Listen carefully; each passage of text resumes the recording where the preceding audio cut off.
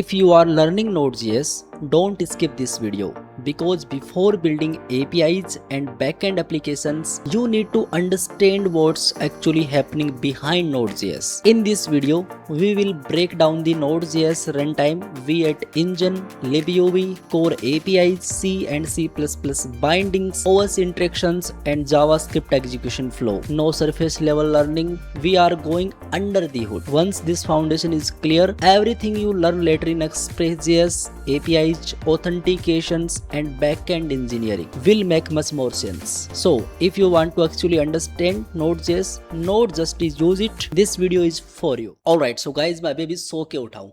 आपको पता भी नहीं चला, मैं सो के उठ गया. देखो, पर आप ऐसे क्लिक किया आपने तो आप तो सोए भी नहीं थे, मैं सो के उठ गया. अच्छा, हाँ. और एक बात बताऊं आपके लिए, आपकी थोड़ी सी छोटी सी तारीफ कर दूं. अगर आप बोलें तो मन तो बोल रहा है ना आपका कि कर दो भैया, कर दो कर दो कर दो. हाँ, तो तारीफ मेरी सुनिए, सुनिए मेरी तारीफ सुनिए. तारीफ ये है, आप बहुत अच्छे इंसान हो. आपको पता है ये बात, ये बहुत अच्छे इंसान है बाय द वे.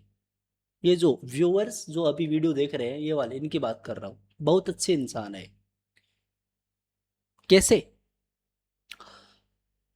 ये पढ़ाई के लिए एकदम रेडी रहते हैं. मतलब इनका पढ़ने का बहुत मन है. होनेस्टली इनके अंदर से वो जील है कि बस कोई पढ़ा दे, कि कहीं से भी पढ़ लें, बस पढ़ लें. इतने अच्छे इंसान है. पढ़ाई बहुत करते हैं, पर इनकी जॉब नहीं लग रही अभी तक. बहुत पढ़ाई करते हैं. ऑनेस्टली मजाक नहीं कर रहा, बहुत पढ़ाई करते हैं, पर इनकी जॉब क्यों नहीं लग रही? क्योंकि बेसिक फाउंडेशन अच्छी नहीं है इनकी. हाँ, तो फिर पढ़ाई नहीं करते ना. नहीं नहीं, ऐसी गलत बोल रहे हो. पढ़ाई करते हैं. आप बहुत पढ़ाई करते हो, मुझे पता है आप बहुत पढ़ाई करते हो. आप तो बस रेडी रहते हो कि कोई पढ़ा दे, तभी तो क्लिक किया इस वीडियो में आपने. बिल्कुल. पर आपको वो समझ में नहीं आ रहा तो इस वीडियो में आएगा. भैया क्या पढ़ाओगे इस वीडियो में? Node.js हैं. हाँ, वो क्या होता है? कोई बुक पढ़ाओ यार, कोई कहानी पढ़ाओ, कोई कोई कोई बढ़िया चीज सिखाओ. Node.js मतलब क्या है? नाम ही तो अटपटा सा है भाई. क्या कर सकते हैं, पर ये Node.js बहुत इंटरेस्टिंग चीज होती है. पर क्या क्या होगा इससे पढ़ के? एप्लीकेशन होती है. एप्लीकेशन कौन सी? वो हम किसी हेड स्कूल में हेडमास्टर को देते थे वो वाली? नहीं, आप एप्लीकेशन यूज नहीं करते, व्हाट्सअप यूज नहीं करते फोन में. हाँ, वो तो यूज करते हैं. तो उसका कोई बैकएंड लिखा होगा. बैकएंड क्या होता है? कुछ होता है, पढ़ाऊंगा उसको. लिखने के लिए आप Node.js का यूज करते हो. अच्छा. हाँ, मतलब मैं Node.js सीखने के बाद में ऐसी चीजें बना सकता हूँ क्या? नहीं, उसके लिए थोड़ी चीजें और सीखनी पड़ेगी. लेकिन हाँ, आप चीजें थोड़ी थोड़ी क्रिएट करना स्टार्ट कर दोगे. सही में. हाँ, मतलब वो सब कुछ यहाँ पे पढ़ाओगे आप. हाँ, प्रैक्टिकली. हाँ, झूठ मत बोलो. अरे मतलब झूठ नहीं बोल रहा, आप आगे देखिए वीडियो, आपको समझ में आ जाएगा. बढ़िया जी, ये तो बहुत अच्छी बात है. मतलब कि पर आपका वीडियो मैं देखूं क्यों? क्योंकि और मैं तो और दूसरी जगह से पढ़ लूंगा जो और अच्छा पढ़ाता होगा. आप देख लो, सर्च कर लो यूट्यूब पे. इस मैं गारंटी लेता हूँ, इस वाले वीडियो जितना डीपली कवर्ड चीज़ें Node.js के बारे में शायद ही आपको यूट्यूब पे, पूरे यूट्यूब पे मिलेंगी. भैया सिलेबस दिखाना एक बार ऐसा क्या आपके पास? अभी दिखाता हूँ आपको मैं, टेंशन मत लो. अब मैं आपको लेके चलता हूँ बहुत तकड़ी जगह पे, और उस तकड़ी जगह का नाम है कर्सर AI. नाम तो सुना सुना लग रहा है, एक बार इंस्टॉल भी किया था मैंने. वही है क्या? हाँ, वही है, कर्सर AI. बढ़िया, लेके चलो फिर. चलो, लेट्स गो. तो यहाँ पे देखो, ये है अपना कर्सर AI. और यहाँ पे जो आज इस वीडियो में जो पढ़ने वाले हैं वो सिलेबस यहाँ पे डाल रखा है. बस इतना ही है. नीचे जो दिख रहा है, नहीं नहीं, बहुत बड़ा है, आपको स्क्रॉल करते जाना, बहुत बड़ा है. आज हम पढ़ेंगे Node.js के कोर इंजीनियरिंग कंप्लीट. इस वीडियो में Node.js कंप्लीट हो जाएगी. बिलीव मी, मेरे पे ट्रस्ट करिए. अगर आपको Node.js में दिक्कत आती है, इस वीडियो के बाद से Node.js आपकी कंप्लीटली, मतलब कि Node.js मत पढ़ना बाद में. इस वीडियो को देख लो, Node.js पढ़ने की जरूरी नहीं है. हैं. हाँ, ओके. तो उसके बाद में आप देखोगे introduction Node.js, run time, practical करेंगे. कुछ ही और टॉपिक्स है, कुछ और टॉपिक्स पढ़ने हैं, कुछ और टॉपिक्स पढ़ने हैं, प्रैक्टिकल करेंगे. और ऐसे ऐसे करके बहुत बड़ा सिलेबस है गाइस. ये बहुत बड़ा सिलेबस है, बहुत बड़ा सिलेबस है, मजाक नहीं कर रहा. स्क्रॉल करते रहो, स्क्रॉल करते रहो. बहुत बड़ा सिलेबस है, बहुत बड़ा सिलेबस है, बहुत बड़ा सिलेबस है. और ये देखो फाइनल प्रैक्टिकल प्रोजेक्ट पाथ, जहाँ पे इनमें से कोई 5-7 प्रोजेक्ट उठाइए और हम बनाएंगे साथ में। मतलब इसी वीडियो में बनवाओगे या अगले वाले वीडियो में? इसी वीडियो में। सही बोल रहे हो? हाँ मैं सही बोल रहा हूँ यार, आपको बिलीव क्यों नहीं होता मेरी बातों पे? मैं सही बोल रहा हूँ दोस्त, मैं सही बोल रहा हूँ। मैं आपको पढ़ा दूंगा, वो सारे टॉपिक्स पढ़ा दूंगा जो भी आपको मैंने दिखाए थे। भैया सच बोल बता दो, इतने टॉपिक एक वीडियो में पढ़ाना पॉसिबल तो नहीं लग रहा है। पढ़ा दूंगा आपको मैं, टेंशन मत लो। लास्ट एंड फाइनल टॉपिक जो रहेगा वो रहेगा अपना यहाँ पे node JS debugging and diagnostics के बारे में। थोड़े थोड़े फैंसी वर्ड्स हैं, समझ में नहीं आ रहा, पर मेरे साथ रुकोगे थोड़ी देर तो समझ में आएगा सब कुछ। ट्रस्ट कीजिए मेरे पे। मैं भी एक बहुत अच्छा इंसान हूँ बाय द वे, अगर आपको नहीं पता तो।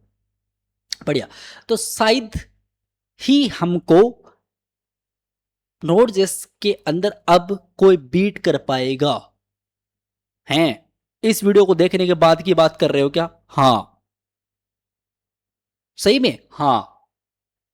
भैया मैं उन बंदों के लिए एक बात बोल रहा हूँ जिनको एक्सप्रेस वगैरह थोड़ा बहुत आता है, उनको थोड़ा डेटाबेस को डिजाइन करना आता है, थोड़ी चीजें को समझना आता है, थोड़ा बहुत बैकएंड एपीआई वगैरह बनाई है उन्होंने। उनके लिए क्या है इसमें नया? है यहाँ पे ये टॉपिक, चलो इसी को देख लो, इसमें कुछ तो नया होगा आपके लिए, कुछ तो होगा आपके लिए। यहाँ पे भी कुछ ना कुछ तो होगा आपके लिए नया। इस इनमें भी कुछ चीजें तो आपके लिए नई होंगी। हाँ तो पढ़िए ना यहाँ पे। बढ़िया। चलो, ये एक्सप्रेस गिटअप वगैरह पे प्रोजेक्ट्स को डालना, बढ़िया बढ़िया ऑप्टिमाइज कोड लिखना, सॉकेट आईओ वगैरह ये सारी चीज़ें बाद में आएंगी। बाद में आएंगी, एडवांस चीज़ें हम बाद में कवर अप करेंगे। पहले हम नोड जेएस का बेसिक कोड देखते हैं। ठीक है जी। तो चलिए लेट्स गुड। और सबसे पहला जो टॉपिक अपना है वो टॉपिक कौन सा वो देख लेते हैं। पहले तो एक सेकंड मुझे थोड़ा सा ऊपर जाने दो, एक बार थोड़ा सा ऊपर जाने दो। कहाँ गया मैं? ऐसे कर सकता हूँ, अभी तो आ ही गया मैं। चलो कोई दिक्कत वाली बातचीत नहीं है यहाँ पे। Core engineering, but okay okay okay okay, ये क्या है? नहीं नहीं, ये टॉपिक्स यहाँ से थोड़े मैंने एक्स्ट्रा रख दिए थे, ये टॉपिक्स मैं अभी हटाऊंगा। ठीक है, और जो चीज़ें पढ़नी है वो चीज़ें ये पढ़नी है, यहाँ से पढ़नी है। तो सबसे पहला जो टॉपिक है उसका नाम है introduction to Node JS. Node JS बताइए, इसके बारे में बताइए, क्यों क्या कैसे है वो बताओ, बताते हैं। सबसे पहले आपके पास एक टॉपिक है, एक क्वेश्चन सा होगा आपके माइंड में, व्हाट इज नोड जेएस? क्या है नोड जेएस? चलो तो देखो, अब मेरी बात सुनो। यहाँ पे मैंने नोड जेएस फाउंडेशन करके एक फोल्डर बनाया, ठीक है, अभी जस्ट मैंने बना लिया था। और इसके अंदर चलते हैं। सबसे पहले यहाँ पे एक फाइल बनाते हैं, और इस वाली फाइल का आप कुछ भी नाम कह सकते हो। यहाँ पे नोट्स नोट्स लिखा जा भाई, नोट्स डॉट एमडी करके यहाँ पे फाइल बना लेते हैं। ठीक है, प्रीव्यू नहीं, हम मार्क डाउन फाइल बनाएंगे एक।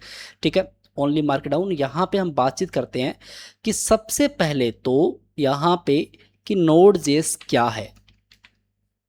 ये टॉपिक है कि नोड जेएस, सबसे पहले वो बताओ कि नोड जेएस है क्या। मेरी बात सुनो, नोड जेएस काफी मिसअंडरस्टैंडिंग है, पहले तो ये क्लियर करो, पहले ये क्लियर करो। यहाँ पे मैं कुछ लिख रहा हूँ, नोड जेएस कोई, ठीक है, प्रोग्रामिंग लैंग्वेज नहीं है। आप ये बात याद रखिए, नोड जेएस कोई भी प्रोग्रामिंग लैंग्वेज नहीं है। जैसे कि जावास्क्रिप्ट है, एक लैंग्वेज है, पाइथन है, सी प्लस प्लस एक लैंग्वेज है, सी लैंग्वेज है, स्विफ्ट लैंग्वेज है, जावा लैंग्वेज है, ये अलग अलग लैंग्वेज हैं। पर नोड जेएस कोई इन जैसी प्रोग्रामिंग लैंग्वेज नहीं है। अगर ये मिथ था, जो कि बहुत सारे लोगों को था, मिसअंडरस्टैंडिंग होती है, तो ये बात आप आज से याद रखिए, node JS not a programming language. ठीक है, बढ़िया, नाइस, अमेजिंग। तो क्या है फिर? हाँ तो पढ़ाते हैं आपको। देखिए, एक छोटी सी बात और बता रहा हूं, नोड जेएस को आप जावास्क्रिप्ट का, ठीक है, जावास्क्रिप्ट का फ्रेमवर्क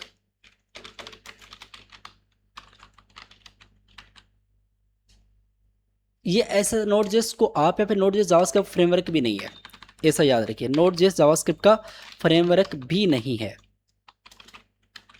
अगर आपको लगता है कि नोड जेएस एक फ्रेमवर्क होगा, जैसे कि रिएक्ट है, व्यू है, एंगुलर है, वैसे फ्रेमवर्क और लाइब्रेरी है, वैसा कुछ होगा, तो नहीं नहीं, वैसा भी कुछ नहीं है। नोड जेएस जावास्क्रिप्ट का फ्रेमवर्क भी नहीं है, और नोड जेएस को हम प्रोग्रामिंग लैंग्वेज भी नहीं कह सकते। ठीक है, बढ़िया। तो हम क्या है फिर, नोड जेएस क्या है एक्चुअली वो बताओ। नोड जेएस है, एक सेकेंड, नोड जेएस है, लाइट गई गाइस पर कोई दिक्कत नहीं है। नोड जेएस है जावा स्क्रिप्ट का रन टाइम एनवायरनमेंट है। रन टाइम एनवायरनमेंट, हाँ, वो क्या होता है चलो बताते हैं।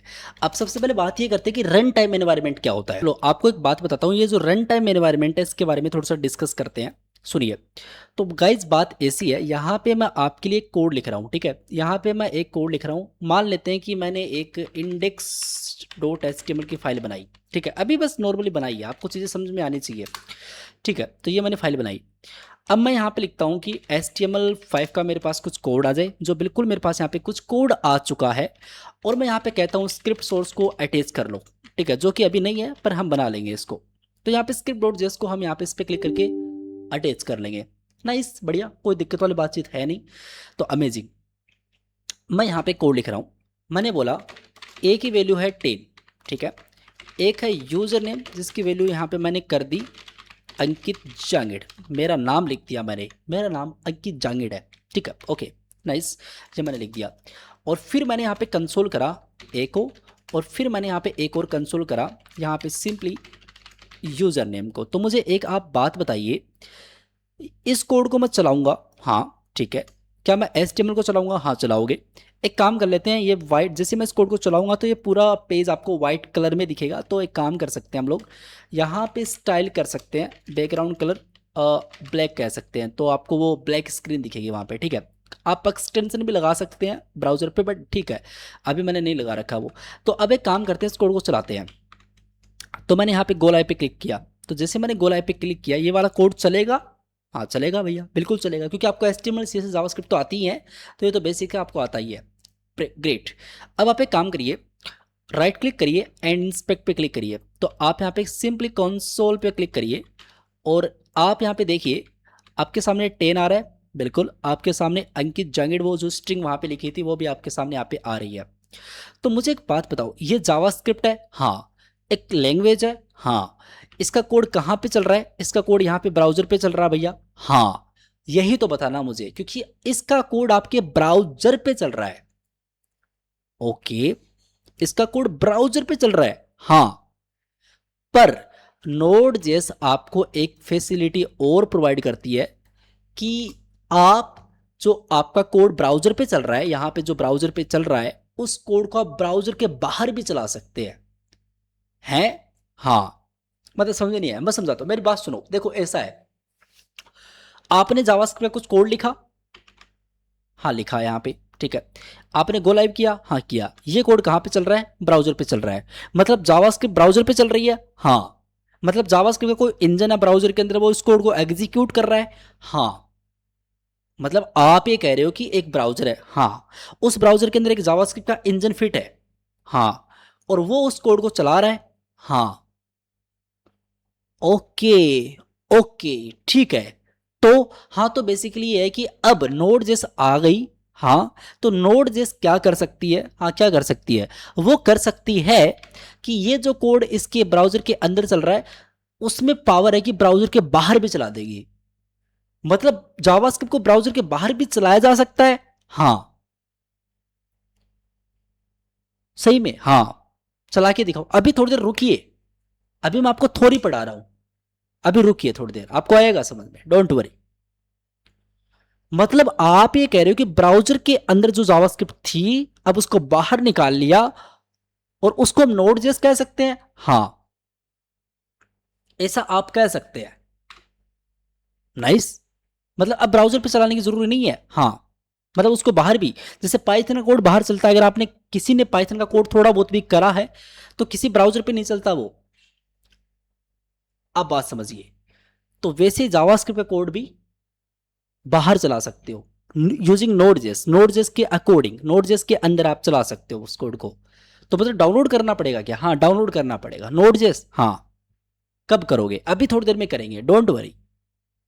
बढ़िया जी, हाँ, नाइस, ठीक है। तो ये नोड जेस होती है। हाँ, ये रन टाइम एनवायरनमेंट होता है। बाय द वे, आपको मैंने यहाँ पे रन टाइम एनवायरनमेंट का मतलब समझाया है कि रन टाइम का एनवायरनमेंट का मतलब है कि रन कहाँ पे, किस एनवायरनमेंट पे कर रहे हो आप। ठीक है, गुड, बढ़िया, बिल्कुल ठीक है भैया। एक बात बताओ, नोड जेस के अंदर क्या होता है? मेरी बात सुनो, सुनो मेरी बात। जावास्क्रिप्ट जो इंजन है उसका नाम होता है V8 इंजन। क्या? V8 इंजन, V और 8 इंजन। अच्छा, ये जावास्क्रिप्ट इंजन होता है। हाँ, ये जावास्क्रिप्ट इंजन होता है। मतलब कि ये जावास्क्रिप्ट के कोड को चलाने का काम करता है नोड जेएस के अंदर। बिल्कुल मैं ऐसा ही बोल रहा हूँ। ठीक है, बढ़िया, बहुत बढ़िया। तो हाँ, तो बेसिकली जावास्क्रिप्ट के अंदर इंजन होता है और V8 engine basically node JS के कोड को एग्जीक्यूट करता है। आप इतना समझ सकते हैं। पर नोड जेएस को आप ऐसे कह सकते हो V8, ये इनकम्प्लीट सेंटेंस है, ये इनकम्प्लीट हो गया। यहाँ पे V8 नहीं कह सकते। नोड जेएस के अंदर बहुत सारी चीज़ें होती है। कुल मिला के 3 मेजोरिटी ऑफ चीज़ें होती हैं। सबसे पहले हम बातचीत करते हैं नोड जेएस के अंदर अंदर क्या है। सबसे पहले वो बताओ, ऐसा क्या है? सुनिए, आपको पढ़ाते हैं। देखो, ऐसा है नोड जेएस के अंदर क्या है। नोड जेएस के अंदर की बात करें तो सबसे पहले आपको मिलेगा यहाँ पे V8 इंजन। ठीक है, ठीक है, नाइस। एक आपको मिलेगा, दूसरी चीज़ आपको मिलेगी, उसका नाम है बेसिकली API करके, इस तरीके से कुछ है, API करके कुछ है। ठीक है, वो आपको मिलेगा। ठीक है, तीसरी चीज़ आपको मिलेगी बेसिकली libUB करके आपको एक चीज़ और मिलेगी। तो आपके पास यहाँ पे V8 इंजन है। ठीक है, एक आपके पास API ऑफर करता है नोड.js एंड आपके पास एक libUB करके चीज़ है।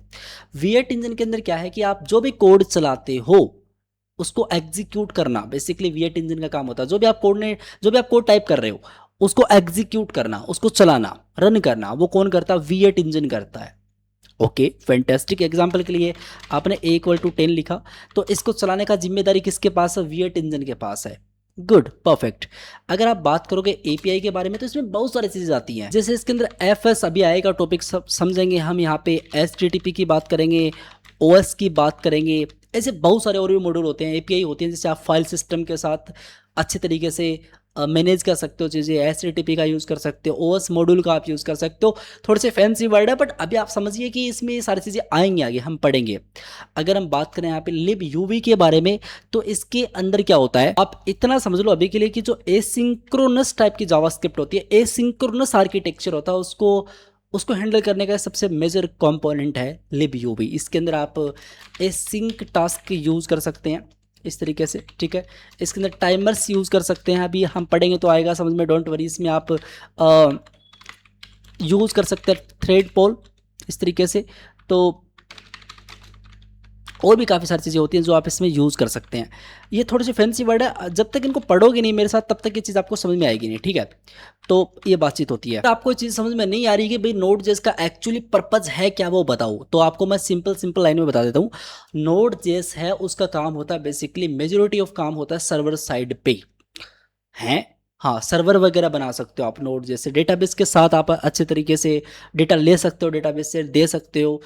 कुल मिला के आपके बैकएंड के अंदर अब जावास्क्रिप्ट आपके फ्रंट एंड पे यूज हो रही थी अभी तक, लेकिन अब आप नोड जैसे आ गई तो उसी जावास्क्रिप्ट का थोड़ा सा और उसमें एक्स्ट्रा फीचर डाल के नोड जैस बना के आप बैकएंड साइड पे भी उसको यूज़ कर सकते हैं। उससे सर्वर वगैरह बना सकते हैं, डेटाबेस के साथ डिज़ाइन कर सकते हैं, एपीआई वगैरह बना सकते हैं। तो काफ़ी सारी चीज़ें नोड जेस अब पॉसिबल कर देता है आपके बैकएंड साइड पे। ठीक है, तो ये हम इसलिए सीख रहे हैं ताकि अपने को बैकएंड भी लिखना है।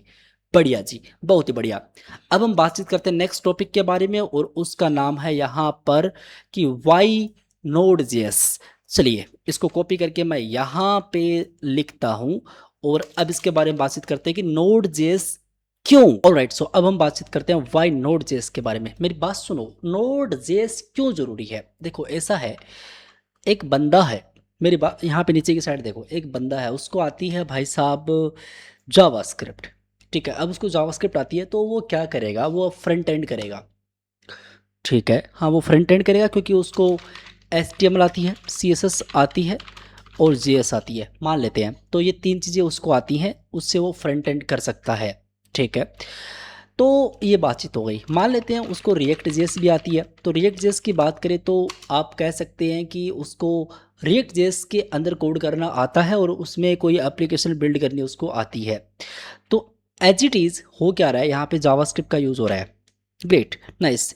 अब मेरी बात सुनो, अब उसको बैकएंड करना है। अब उसको बैकएंड करना है तो बैकएंड के लिए उसको क्या करना पड़ेगा, एक नई लैंग्वेज सीखनी पड़ेगी। हो सकता है वो पाइथन सीखे, ठीक है, हो सकता है वो PHP सीखे, हो सकता है वो जावा सीखे, और भी बहुत सारी प्रोग्रामिंग लैंग्वेज है, वो कोई सी भी सीखे, उसके ऊपर सर्वर बनाए, उसके ऊपर कोड करे बैकएंड का। तो ये सारा काम अलग तरीके से होता है। तो आपने क्या बोला कि देखो यार, जावास्क्रिप्ट के अंदर तो हमने फ्रंट एंड करा बिल्कुल, और फिर पाइथन वगैरह कोई भी लैंग्वेज एक पकड़ी, उसके लिए हमने यहाँ पे बैक एंड करा है, ठीक है। अब मैं आपको बोलूँ कि यार देखो, आपको फ्रंट एंड के लिए जावास्क्रिप्ट सीखने की ज़रूरी है, पर आपको बैकएंड के लिए इनमें से कोई भी लैंग्वेज सीखने की ज़रूरी नहीं है। आप चाहो तो आपकी जो जावास्क्रिप्ट जो आपने फ्रंट एंड में सीखी थी, उसी से आप अपना बैकएंड कर सकते हैं।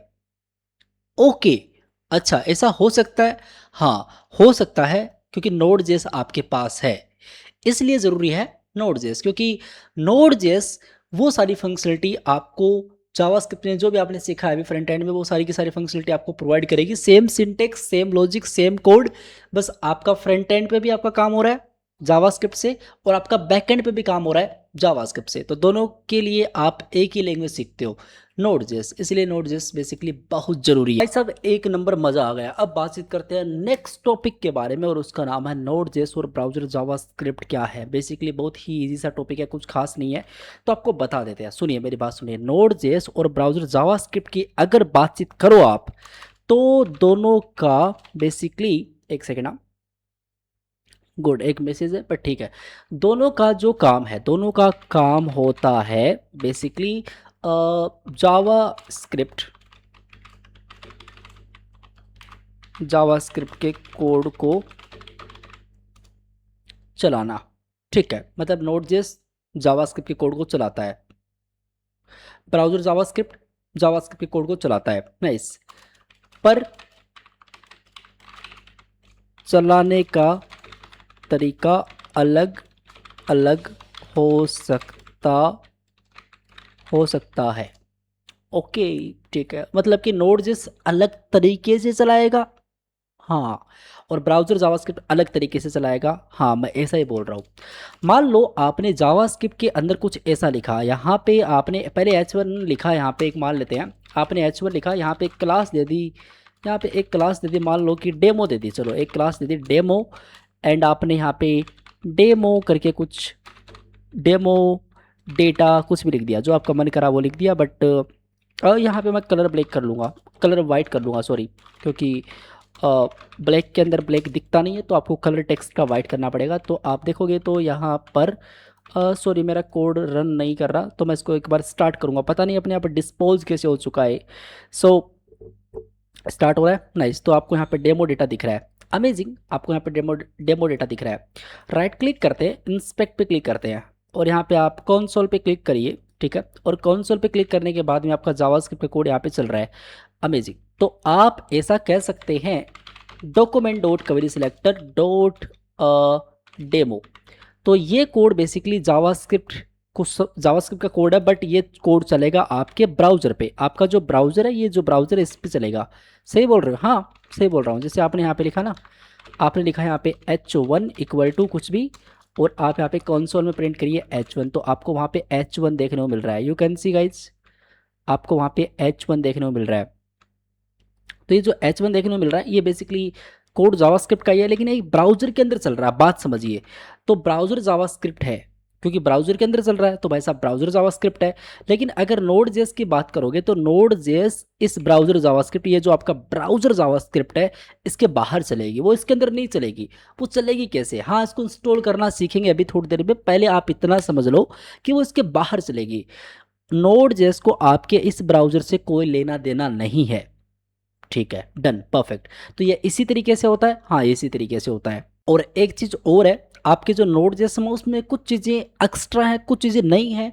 ब्राउजर जावास्क्रिप्ट के अंदर कुछ चीज़ें ऐसी हैं जो इसमें नहीं है, इसमें कुछ अलग चीज़ें हैं, कुछ सिमिलर चीज़ें हैं दोनों के अंदर और कुछ चीज़ें इसमें अलग है, इसमें अलग है, कुछ इसमें नहीं है, कुछ इसमें नहीं है। ओके, तो कैसी नहीं है, जैसे कि यहाँ पे आप ब्राउज़र जावास्क्रिप्ट के अंदर जाओगे तो वहाँ पे आपको विंडो मिलता है, विंडो। तो विंडो है इसमें आपके ब्राउज़र जावास्क्रिप्ट के अंदर, पर नोड जेएस के अंदर विंडो नहीं है। ऐसे बहुत सारे और भी टॉपिक्स हैं जो नहीं है, कुछ फीचर्स इसमें है, कुछ फीचर इसमें है, तो वो हम पढ़ेंगे तो आपको डेफिनेटली समझ में आएगा। चलिए नाइस, अब हम बातचीत करते हैं नेक्स्ट टॉपिक के बारे में और उसका नाम है अपना नोड जिसका यूज़ केस बता दो। चलो बता देते हैं। ये जो टॉपिक है ये बेसिकली यही टॉपिक है वाई नोड जेस, पर इसके बारे में अगर थोड़ी सी बातचीत एक्स्ट्रा मैं करनी चाहूँ आपके साथ, तो आप ऐसा कह सकते हैं कि अगर आप देखो तो नोड जेस यूज केस की अगर आप बातचीत कर रहे हो तो नोड जेस का मतलब यूज केस का मतलब ये है कि नोड जेस को मेनली उन जगह पे आप ज़्यादातर यूज़ करते हो, मेनली जहाँ पे नेटवर्किंग की बात हो, ठीक है, और बेसिकली IO की बात हो, इनपुट आउटपुट स्ट्रीम्स की बात हो, लाइक क्लाइंट ने डेटा दिया, क्लाइंट ने डेटा दिया, क्लाइंट ने किसको डेटा दिया, बेसिकली नोड जेएस को डेटा दिया, ठीक है। इस तरीके से क्लाइंट से कोई भी रिक्वेस्ट आई वो नोड जेएस के पास आई, नोड जेएस ने क्या करा, नोड जेएस ने यहाँ पे सर्वर के साथ बातचीत करी। सर्वर तो नोड जेएस के अंदर है, बेसिकली आप डेटाबेस कह सकते हैं, डेटाबेस के साथ बातचीत करी और डेटाबेस ने फिर रिक्वेस्ट दी आपके नोड जेएस को, गुड, ठीक है, आपके नोड जेएस को, और नोड जेएस ने फिर आपको रिस्पॉन्स दे दिया। तो कुल मिला के इन टाइप की एप्लीकेशन, ये जो आपको फ्लो दिख रहा है, इस टाइप की एप्लीकेशंस के अंदर आप नोड जेएस का ज़्यादातर मेनली यूज़ केस समझते हैं और ऐसे यूज़ करते हैं, ठीक है जी। नाइस, आगे की बातचीत करें तो आगे की जो बातचीत है वो है नोड जेएस की लिमिटेशंस के बारे में। कुछ लिमिटेशंस भी तो होंगी, तो उसके बारे में बातचीत करते हैं। ये थोड़ा सा इंपॉर्टेंट टॉपिक है, इसको थोड़ा सा अच्छे से पढ़ते हैं। Let's go. तो देखिए मैंने टी शर्ट चेंज कर ली क्योंकि यहाँ पे दूसरा दिन आ चुका है और अभी आप वैसे के वैसे बैठे हुए हो। ये फ़र्क होता है मेरा और आपका। जाओ आप पहले नहा के आओ, नहीं सॉरी मजाक कर रहा हूँ, इस टॉपिक को समझो, बाद में नहा के आना, बाद में आप भी टी शर्ट चेंज करना, फिर इस वीडियो कंटिन्यू करना। ओके नाइस, अब हम बातचीत करते हैं नोड जेएस लिमिटेशंस के बारे में। चलिए बातचीत करते हैं, आइए। तो अगर हम नोड जेएस की लिमिटेशंस की बात करें तो कोई भी प्रोडक्ट होता है, एग्जांपल के लिए नोड जेएस ही मान लेते हैं, तो कोई अच्छाइयाँ भी होंगी होंगी, कोई बुराइयाँ भी होंगी होंगी, हर एक प्रोडक्ट की अच्छाइयाँ खामियाँ होती हैं, तो इसकी भी कुछ ना कुछ लिमिटेशंस हैं। तो वो क्या है, बातचीत करते हैं। सुनिए, सुनो, एक छोटी सी बात बताता हूँ। नोड जेएस परफेक्ट है, परफेक्ट का मतलब तो ठीक है, बढ़िया है, पर नोड जेएस को हम हर टाइप के एप्लीकेशन के लिए बेस्ट नहीं बोल सकते, हॉनेस्ट आंसर। ठीक है, अच्छा है, आपको सीखना चाहिए, आपका बैकएंड बहुत अच्छा हो जाएगा, बढ़िया है, सही है, लेकिन कुल मिला के बात ऐसी है, नोड जेएस हर टाइप की एप्लीकेशन के लिए परफेक्ट नहीं है दोस्तों। ओके ठीक है, जैसे भैया जैसे जैसे यहाँ पे अगर आप बातचीत करो CPU पर आपको हैवी टास्क करना है, हैवी टास्क करना है। हैवी टास्क कौन सा होता है, मतलब क्या उस पर प्रेशर डाल देंगे, उसको हैवी टास्क बोलते हैं। हाँ, एग्जाम्पल के लिए नॉर्मल टास्क क्या होगा, नॉर्मल टास्क होगा लेट A इक्वल टू 10, ठीक है, let B equal to 20, good, ठीक है, B इक्वल टू 20, 30 मान लो, 20 मान लो, आप पे है। आपने बोला यार C के अंदर ना A प्लस बी कर देना यार, ठीक है, तो आपने बोला A plus B equal to C, तो ये कोई हैवी टास्क नहीं है, ये नॉर्मल सा टास्क है, तो CPU इसको बहुत इजी तरीके से कर देगा। लेकिन आपने फॉर लूप लगा दिया इस तरीके से, तो और वहाँ पे इनफाइनाइटली पता नहीं क्या क्या कर रहे हो आप, लूप का काम तो रिपीट करना होता ही, आपको पता ही है, तो वहाँ पे दिक्कत आ जाएगी नोड जिसमें। हाँ, क्योंकि जावास्क्रिप्ट ही तो है, हाँ, तो उसमें दिक्कत आ जाएगी। हाँ ओके ठीक है। देखो प्रॉब्लम प्रॉब्लम नोड जिसमें कहाँ पे आती है, बेसिकली जावास्क्रिप्ट का एग्जीक्यूशन वे, मतलब एग्जीक्यूशन का मतलब होता है चलने का तरीका कह सकते हैं आप, वो सिंगल थ्रेडेड है। मतलब सिंगल थ्रेडेड का मतलब होता है कि वो एक टाइम में एक ही काम कर सकती है। अच्छा हाँ, तो आपको मैं एग्जांपल देता हूँ। एग्जांपल के लिए कि आप एक रेस्टोरेंट है, वहाँ पे वेटर हो, ठीक है, तो वहाँ पे बहुत सारे कस्टमर आए, पर आप एक इकलौते वेटर हो वहाँ पे, मतलब मैं ही हूँ, हाँ आप ही वेटर हो, ठीक है, और वहाँ पे बहुत सारे कस्टमर आए वहाँ पे, ठीक है, आपने बोला कि कस्टमर A आया, उसका मैं काम कर दूंगा फटाफट, ठीक है, कर दिया, इतने में उसका हो ही रहा है, बी आ गया, गुड, बी आ गया तो बी का काम आपको करना पड़ेगा, ठीक है, करना पड़ेगा। फिर सी आ गया तो सी का काम आपको करना पड़ेगा इस तरीके से, डी आ गया तो डी का काम इस तरीके से करना पड़ेगा। तो अभी तो ए बी सी डी ही है, तो ए का काम ऐसा समझो कि अभी हो ही रहा था, इतने में बी आ गया, अब बी का शुरू किया, इतने में सी आ गया, सी का शुरू किया ही नहीं, उससे पहले डी आ गया। तो कितना सारा प्रेशर पड़ जाएगा एक इकलौते वेटर पे, आप बात समझ रहे हो मैं क्या बोल रहा हूँ। तो वही कुछ ऐसा ही होता है नोड जेस के साथ, तो नोड जेस भी ऐसे ही काम करती है, ठीक है जी। आई होप आपको समझ में आया होगा। तो ऐसी बहुत सारी प्रॉब्लम्स हैं जिनका सॉल्यूशन बना के आपको कोड लिखना पड़ता है नोड जेस के अंदर, तो वो हम सीखेंगे कैसे करते हैं, इन सभी टास्क को आप मैनेज कैसे करते हैं, बहुत सारे तरीके होते हैं, हम करते हैं आज के टाइम में इन चीज़ों को। बट ये कुछ लिमिटेशंस की बातचीत हमने करनी थी तो हमने करी। नाइस, अब हम बातचीत करते हैं नेक्स्ट टॉपिक के बारे में, और उसका नाम है input output bound and CPU bounds applications के बारे में बातचीत करनी है। तो ये कुछ टॉपिक्स हैं जिनको हम जल्दी से कवर अप कर लेते हैं, आइए। ऑलराइट, सो अब हम बातचीत करते हैं नेक्स्ट टॉपिक के बारे में, और उस टॉपिक का नाम है input output bound versus CPU bound applications. मतलब कि कुल मिला के इनपुट आउटपुट बाउंड, आईओ का मतलब इनपुट आउटपुट है गाइस, ये जो आपको यहाँ पे आईओ दिख रहा है इसका मतलब है इनपुट आउटपुट बाउंड क्या होता है, सीपीयू बाउंड एप्लीकेशंस क्या होती है, इसके बारे में यहाँ पे थोड़ा सा डिस्कस करते हैं। चलिए मेरी बात सुनो आप लोग, मेरी थोड़ी देर के लिए आप बात से सुनिए।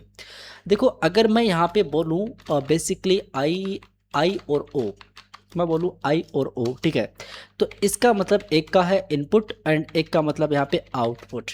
ग्रेट, नाइस, ठीक है। और ये बाउंड क्या होता है अभी थोड़ी देर में आपको समझाता हूँ क्या होता है, पहले मेरी बात सुनो। देखो ऐसा है, सुनिए, मैं यहाँ पे कुछ लिख रहा हूँ, कंप्यूटर को एक्सटर्नल डेटा कहीं से लेना हो, ठीक है, और लेना हो तो वो इनपुट से ले सकता है। अभी मैं समझाऊंगा, डोंट वरी, ठीक है। कंप्यूटर को डेटा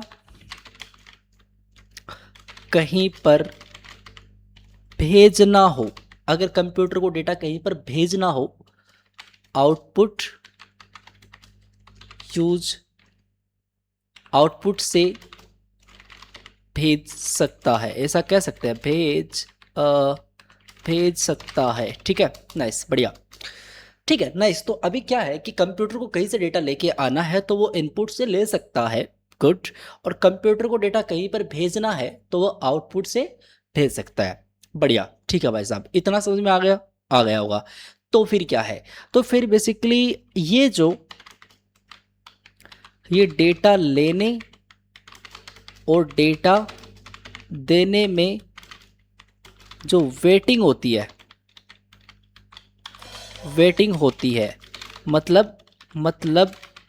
मतलब कि टाइम लगता है, तो उसको हम इनपुट और आउटपुट ऑपरेशन कह सकते हैं, बढ़िया, ठीक है। तो आपने जो लाइन लिखा है इसका मतलब ये है कि जो इनपुट मतलब डेटा लेने में और डेटा देने में जो टाइम लगेगा, जो वेटिंग होगी, उसको हम इनपुट और आउटपुट ऑपरेशन कह सकते हैं। आप ये बोल रहे हो, हाँ मैं ये बोल रहा हूँ, ठीक है। अब आपको मैं बताता हूँ सिंपली इनपुट आउटपुट का मीनिंग क्या है, मतलब कि ठीक है, ये ठीक है, बढ़िया, पर मीनिंग क्या है, मेरी बात सुनो। इनपुट आउटपुट बाउंड एप्लीकेशन, यहाँ पे मैं लिख भी देता हूँ, चलो कोई दिक्कत वाली बात इतने, इनपुट, ठीक है, इनपुट और आउटपुट, ठीक है, आउटपुट बाउंड, अरे लिखा जा भाई, बाउंड एप्लीकेशन वो होती है, अब कह सकते हैं जिसमें एप्लीकेशन का, ठीक है, परफॉर्मेंस मेनली इनपुट और आउटपुट के ऑपरेशन, ठीक है, मैं समझाऊंगा, टेंशन मत लो, के ऑपरेशन के वेट होने पर डिपेंड करता है। ऑलराइट, बढ़िया। तो आपने यहाँ पे लिखा है इनपुट आउटपुट बाउंड एप्लीकेशन वो एप्लीकेशन होती हैं, मतलब जिसमें एप्लीकेशन का परफॉर्मेंस मेनली इनपुट और आउटपुट ऑपरेशन के वेट होने पर डिपेंड करता है। एग्जाम्पल सुनिए, मेरी बात सुनो। मान लो एक रिक्वेस्ट आई, मान लेते हैं एक रिक्वेस्ट आई, ठीक है, किसी क्लाइंट ने रिक्वेस्ट करी कि मुझे इंस्टाग्राम, जैसे इंस्टाग्राम है तो वहाँ पे मुझे लाइक करना है, मान लो एक रिक्वेस्ट आई। तो फिर क्या हुआ होगा, वो रिक्वेस्ट नोड जेएस के पास आई होगी, ठीक है, गुड। फिर क्या हुआ होगा, फिर बेसिकली ऐसा हुआ होगा कि डेटाबेस के अंदर कुछ क्वेरी एग्जीक्यूट होंगे, मान लेते हैं अभी के लिए इस तरीके से। उसके बाद में डेटाबेस ने नोड जेएस को डेटा दिया होगा, गुड। फिर नोड जेएस ने आपको रिस्पॉन्स किया होगा, ठीक है। तो ये जो कंप्लीट सर्वर तक जाना, डेटाबेस तक जाना, ये जो पूरा टाइम है, ये जो वेट है, ये जो कंप्लीटली वेट है, इसके ऊपर डिपेंड करता है इनपुट आउटपुट बाउंड एप्लीकेशंस। दोस्त आप इतना समझिए, यहाँ पे अगर हम नोड जेएस की बात करें, नोड जेएस के अंदर की बात करें, नोड जेएस के अंदर बेसिकली इनपुट एंड आउटपुट की बात करें तो वो होता है बाउंड, वो होता है बेसिकली एग्जैक्टली वेट होता है बाउंड, वेट होता है, वेट होता है मतलब कि वो टाइम, वेट करने वाला टाइम होता है, वो होता है रिस्पॉन्स लेने में, वो हो सकता है बेसिकली फाइल को रीड करने में, अलग अलग चीज़ें होती हैं, तो उसमें वेट करोगे आप, उस वेट को ही हम इनपुट आउटपुट बाउंड बोलते हैं। आई होप मेक सेंस, ठीक है। तो ये चीज़ आपको समझ में आई होगी। अब हम बातचीत करते हैं, एक और टॉपिक था उसको पहले समझना पड़ेगा, उसका नाम है सीपीयू बाउंड एप्लीकेशंस क्या होती है। चलो लेट्स को इस पे हम बातचीत करते हैं थोड़ी सी कि सीपीयू बाउंड, एक सेकेंड, बाउंड एप्लीकेशन क्या है। सबसे पहले इसके बारे में आपको बता देता हूँ थोड़ा।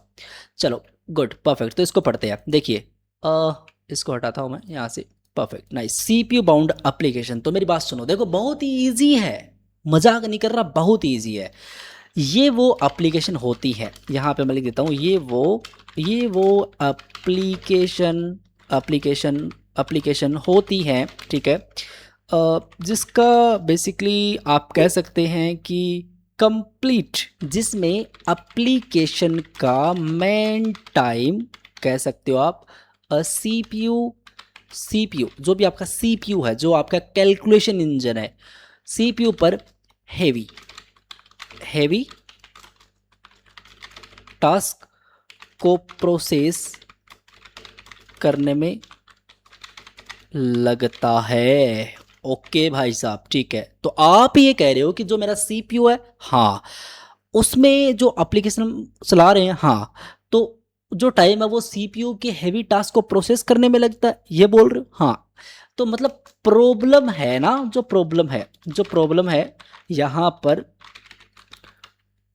लिखा जा भाई, प्रॉब्लम जो भी है, प्रॉब्लम जो भी है वो यहाँ पे वेटिंग नहीं है, वो है कैलकुलेशन, ठीक है। तो मतलब कि कैलकुलेशन होने में टाइम लगता है, बिल्कुल। अगर हैवी टास्क होगा, हैवी कैलकुलेशन होगी, हैवी टास्क कह सकते हो, या फिर आप कह सकते हो कि एक कैलकुलेशन भी कह सकते हो, कैलकुलेशन को प्रोसेस करने में लगता है, तो कैलकुलेशन भी कह सकते हो। तो कैलकुलेशन प्रॉब्लम है सीपीयू बाउंड एप्लीकेशन में। प्रॉब्लम बेसिकली वेटिंग का नहीं है, वेटिंग का प्रॉब्लम यहाँ पे नहीं है, ठीक है। बेसिकली आपका जो नोड जैसा उसके लिए input output bound, good, perfect, ठीक है। तो ये बातचीत होती है, नाइस। अब हम आगे वाला टॉपिक पढ़ते हैं, उसका मतलब है सिंक्रोनस और एसिंक्रोनस प्रोग्रामिंग क्या होती है। इसको पढ़ा दो जल्दी से, वेट नहीं हो रहा है ना, चलो इसको पढ़ा देते हैं। तो सिंक्रोनस और एसिंक्रोनस प्रोग्रामिंग क्या होती है, वैसे तो मैं आपको बता देता हूँ, थोड़ा सा इसके बारे में थोड़ी सी बातचीत हम कर लें तो अच्छा रहेगा। पढ़ा रखा है मैंने टॉपिक ये, पर ठीक है हम पढ़ते हैं फिर से। ऑलराइट, तो ये टॉपिक काफ़ी सुपर डुपर ईजी है, पर इसको थोड़ा सा पढ़ा देता हूँ कि क्या होता है क्या नहीं होता है। सिंक्रोनस और एसिंक्रोनस प्रोग्रामिंग क्या होती है, सुनिए। पहले हम पकड़ते हैं सिंक्रोनस के बारे में, सिंक्रोनस को हम थोड़ा सा पढ़ते हैं। देखो सिंक्रोनस प्रोग्रामिंग क्या होती है, पहले एक काम कंप्लीट करो, ओके, उसके बाद में दूसरा काम कंप्लीट करो, उसके बाद में तीसरा काम कंप्लीट करो। मतलब ये आपके पास 4 काम है, मान लेते हैं, पहले ये करना, दूसरा ये करना, तीसरा ये करना। पर करना कैसे है, जब तक पहला नहीं हो जाता आप दूसरा टच नहीं करोगे, ठीक है। दूसरा नहीं हो जाता तब तक तीसरा को टच नहीं करना है, मतलब कंप्लीट होने के बाद में आप नेक्स्ट टास्क को का स्टार्ट करो। तो ये सिंक्रोनस होती है, एक पे दूसरा डिपेंड है।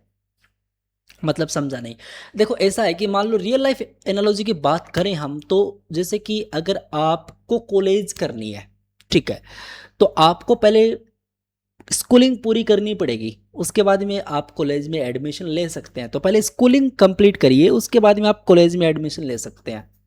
गुड। तो ये सिंक्रोनस है, ये मतलब एक के बाद में दूसरा। Good, perfect. अब हम बात करते हैं एसिंक्रोनस प्रोग्रामिंग के बारे में। तो एसिंक्रोनस प्रोग्रामिंग क्या होती है? एसिंक्रोनस प्रोग्रामिंग का मतलब होता है कि जरूरी नहीं कि पहले वाले काम पे दूसरा वाला काम डिपेंड हो। कैसे भैया? जैसे आपको पढ़ाई करनी है तो आपको आरएससीआईटी करनी है, एक 3 महीने का कोर्स होता है बेसिकली कंप्यूटर का, आपको पता होगा, वो करना है आपको, या फिर कोई भी दूसरा कोर्स करना है जिसके लिए नीड नहीं है, जिसके लिए रिक्वायर्ड नहीं है वो कि आपको पहले स्कूलिंग कंप्लीट करने के बाद में उसमें एडमिशन ले सकते हो। अभी मतलब छुट्टी चल रही है तो उसमें एडमिशन ले लो, पढ़ लो वहाँ पे जाके। समझ रहे हो मैं क्या बोल रहा हूँ? तो एसिंक्रोनस प्रोग्रामिंग वो हो गई, डिपेंड नहीं है यहाँ पे, पहली लाइन दूसरी लाइन पे डिपेंड नहीं होती। गुड। ये टॉपिक मैंने काफ़ी डेप्थ में पढ़ाया हुआ है जावास्क्रिप्ट के वीडियो के अंदर, काफ़ी डेप्थ में प्रैक्टिकल वगैरह करवा के। प्रैक्टिकल तो हम यहाँ पे भी करने वाले हैं, अभी थोड़ी देर में स्टार्ट होने वाला है, पर फिलहाल आपको मैं बता देता हूँ। सिंक्रोनस का मतलब होता है कि एक के बाद में दूसरा काम कंप्लीट होगा, फिर तीसरा काम कंप्लीट होगा, फिर चौथा। तो ओके। एसिंक्रोनस में ऐसा कुछ नहीं होता है, जिसका काम पहले हो जाए उसको चला दो, उसको रन कर दो, दैट्स इट। ये होता है बेसिकली एसिंक्रोनस प्रोग्रामिंग। ऑलराइट, सो अब हम बातचीत करते हैं नेक्स्ट टॉपिक के बारे में, और उसका नाम है blocking versus non blocking programming. ये क्या होता है, कैसे होता है, क्यों होता है, क्यों जरूरी है इसकी, अब बातचीत करते हैं इसके बारे में। Let's go. तो यहाँ पे सबसे पहले मैं अगर आपको बताऊं ब्लॉकिंग एंड नॉन ब्लॉकिंग के बारे में, तो आपको सिंक्रोनस और एसिंक्रोनस प्रोग्रामिंग का फंडामेंटल्स क्लियर हो चुका होगा, आई होप। अब इसको हटा के यहाँ पे लिखते हैं ब्लॉकिंग और नॉन ब्लॉकिंग। चलिए बातचीत करते हैं। देखिए मेरी बात सुनो, ऐसा है भाई साहब, ये जो ब्लॉकिंग है, ये जो ब्लॉकिंग वर्ड होता है, इसका मतलब इतना समझ सकते हैं आप कि ये बहुत ही हरामजादा इंसान होता है, मतलब यही होता है। हाँ, बस हाँ। मतलब कैसे? मतलब ब्लॉकिंग मतलब ऐसा है कि आप, मतलब एक काम के चलते दूसरा काम रुक जाता है, मतलब कि जब तक वो काम कंप्लीट नहीं होता तब तक दूसरा काम ये टच ही नहीं करता है। हाँ, दूसरे टास्क को ब्लॉक करके रखता है। हाँ, मतलब मैं समझाऊंगा, टेंशन मत लो। ब्लॉकिंग ऐसा समझ लो कि अ, जैसे कि आप, जैसे कि आप क्या कर रहे हो, आप बेसिकली वॉशिंग, कपड़े वॉशिंग कर रहे हो। तो आपने वॉशिंग मशीन में कपड़े डाल दिए, बढ़िया। अब 1 घंटे का वेट करो, बढ़िया। अब 1 घंटे तक आप कोई काम मत करना, वेट करो, बस वेट करो कि कब तक कपड़े धुल नहीं जाए, मतलब वॉश नहीं हो जाए, उसके बाद में आप वॉशिंग मशीन से कपड़े बाहर निकालो। तो 1 घंटे का टाइम वेस्ट हो गया ना आपका। हाँ, ये तो हो गया। तो ये ब्लॉकिंग एलिमेंट है, ये ब्लॉकिंग प्रोग्रामिंग होती है ऐसी। अच्छा, तो नॉन ब्लॉकिंग क्या होता है? नॉन ब्लॉकिंग का मतलब ये होता है कि आप वॉशिंग मशीन में कपड़े डाल दो, 1 घंटे का वेट मत करो, आप 1 घंटे तक कोई दूसरा काम करो, कोई तीसरा काम करो, जो भी आपको टास्क करने हैं वो कंप्लीट करते रहो साइड में। जब कपड़े आपके धुल जाएंगे तब आपको वॉशिंग मशीन नोटिफिकेशन भेज देगा कि यार देखो ऐसा सा है, आपके कपड़े वॉश हो चुके हैं, अब कपड़े बाहर निकाल लो। ओके, तो ये नॉन ब्लॉकिंग प्रोग्रामिंग होती है ऐसी। हाँ, ठीक है भैया, समझ में आ गया। हाँ, ओके, गुड, परफेक्ट। तो इनका यूज, मतलब यूज केस कहाँ है? हाँ, समझाते हैं, थोड़ा सा डिस्कस करते हैं। आइए, आपके लिए यहाँ पे कुछ लिखा है, इसको पढ़ते हैं तो आपको समझ में आएगा। देखो, सर्वर पर कोई रिक्वेस्ट आई, सबसे पहले हम ब्लॉकिंग की बात कर रहे हैं यहाँ पे, ब्लॉकिंग की बात करें तो मान लो कि सर्वर पे रिक्वेस्ट आई, ठीक है, आपको सर्वर होगा भाई साहब, कोई सर्वर होता है, हाँ। तो उस पे क्लाइंट ने कोई रिक्वेस्ट भेजी, ठीक है। तो मेरा यूजर डेटा डेटाबेस से लेके आओ, मतलब मेरा यूजर का डेटा डेटाबेस से लेके आओ, आपकी रिक्वेस्ट में ये था। तो डेटाबेस को डेटा देने में 1 सेकंड लगता है, मान लेते हैं। ये ब्लॉकिंग सर्वर है। ब्लॉकिंग सर्वर का मतलब क्या है कि आप यहाँ पे समझोगे, जब तक यूजर का डेटा नहीं आता मैं किसी और रिक्वेस्ट को हैंडल नहीं करूंगा। ये ब्लॉकिंग सर्वर है।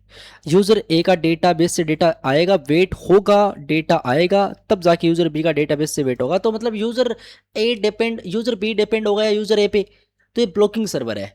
अगर 100 यूजर एक साथ आ गए तो रिक्वेस्ट अननेसेसरी क्यू में वेट कर सकती है आपकी। नॉन ब्लॉकिंग सर्वर क्या होता है? सर्वर यूजर ए का डेटाबेस से रिक्वेस्ट स्टार्ट कर दिया, जब रिजल्ट आए तब ए को दे देंगे, तब तक दूसरे यूजर्स को हैंडल करते हैं। तो ये बेसिकली नॉन ब्लॉकिंग सर्वर होता है। तो यूजर ए में आपके पास डेटाबेस आया, वेट करो, कोई दिक्कत वाली बात नहीं, लेकिन यूजर बी को साइड में हैंडल करता रहेगा, यूजर सी को साइड में हैंडल करता रहेगा, डेटाबेस से रिजल्ट निकालेगा और यूजर ए को फिर बाद में दे देगा। तो उन सभी को साइड बाय साइड हैंडल करता रहेगा। ये आपका नॉन ब्लॉकिंग सर्वर होता है। यही नोड.जेएस के non blocking IO input output model का इंपॉर्टेंट बेनिफिट है। तो आई होप आपको ये टॉपिक भी अच्छे से कवर हो चुका होगा। नाइस, बढ़िया। अब हम देखेंगे कि नोड.जेएस रन टाइम, यहाँ पे नोड.जेएस रन टाइम आर्किटेक्चर के बारे में बातचीत करनी है, V8 इंजन के बारे में बातचीत करनी है, libUB के बारे में बातचीत करनी है, नोड.जेएस कोर API के बारे में बातचीत करनी है, C++ बाइंडिंग्स के बारे में बातचीत करनी है, ऑपरेटर सिस्टम इंटरेक्शंस के बारे में बातचीत करनी है, जावास्क्रिप्ट एग्जीक्यूशन फ्लो के बारे में बातचीत करनी है। तो ये कुछ टॉपिक्स हैं जो अभी हम पढ़ने वाले हैं। तो चलो हम इसको स्टेप बाय स्टेप पढ़ते हैं, बाद में हमको प्रैक्टिकली भी करना है। चलिए कूल, आगे बढ़ते हैं। ऑलराइट प्यारे भाइयों, अब हम बात करते हैं अपने यहाँ पे 2.1.2 मतलब नोड.जेएस रन टाइम के बारे में। यहाँ पे इसके बारे में थोड़ा सा डिस्कस करते हैं कि क्या है क्या नहीं है। ये सारे टॉपिक अभी हम देखने वाले हैं बाय द वे। अच्छा, अभी? हाँ, जस्ट अभी देखने वाले हैं। ओके ठीक है, बताओ फिर। चलो बताते हैं, सुनो। सबसे पहले मैं आपको ये दोनों टॉपिक एक साथ पढ़ाऊंगा। ये दोनों टॉपिक एक साथ पढ़ाओगे? क्यों? हाँ, मतलब कि सेंस करोगे अच्छे तरीके से, आप समझ पाओगे चीजें। ओके ठीक है, तो फिर पढ़ाओ। हाँ पढ़ाते हैं। सुनिए, इन टॉपिक्स को मैं notes.md वाली फाइल में डालता हूँ।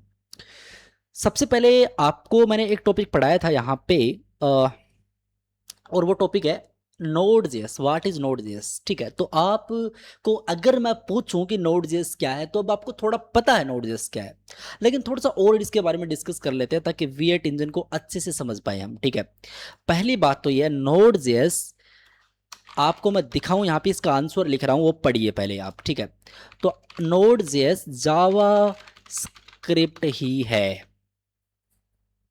तो नोड.जेएस जावा स्क्रिप्ट ही है। हाँ ठीक है, ओके बढ़िया। तो हाँ, तो बेसिकली नोड.जेएस जावा स्क्रिप्ट ही है। ठीक है, तो बता तो दिया। हाँ, पर पर ये पर ऐसी जावा स्क्रिप्ट जो ब्राउजर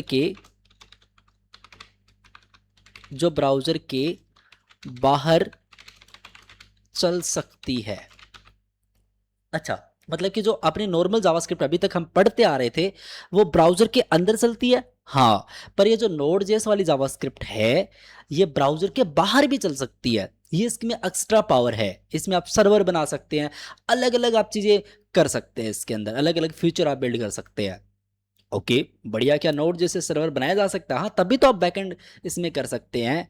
बढ़िया, वेरी नाइस। ठीक है, तो V8 इंजन क्या है? चलो अब इसके बारे में थोड़ा सा चीज़ें पढ़ते हैं तो समझ में आएगा। हम इसको कैसे समझाऊं? चलो एक काम करते हैं,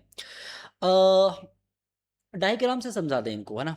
तो चलो हम यहाँ पे इरेजर आयो वाली साइट पे चलते हैं। बढ़िया, और यहाँ पे साइट मैंने ओपन कर ली। बढ़िया, तो अब आपको बताता हूँ। देखिए, क्या आप ये मानते हो कि आपका ये जो गूगल क्रोम है, आपका ये जो गूगल क्रोम जहाँ पे आप क्या करते हो, वीडियो देखते हो, मतलब कि वेबसाइट देखते हो काइंड ऑफ, है ना, वेबसाइट सर्च करते हो, काफ़ी सारी चीज़ें सर्च करते हो, है ना।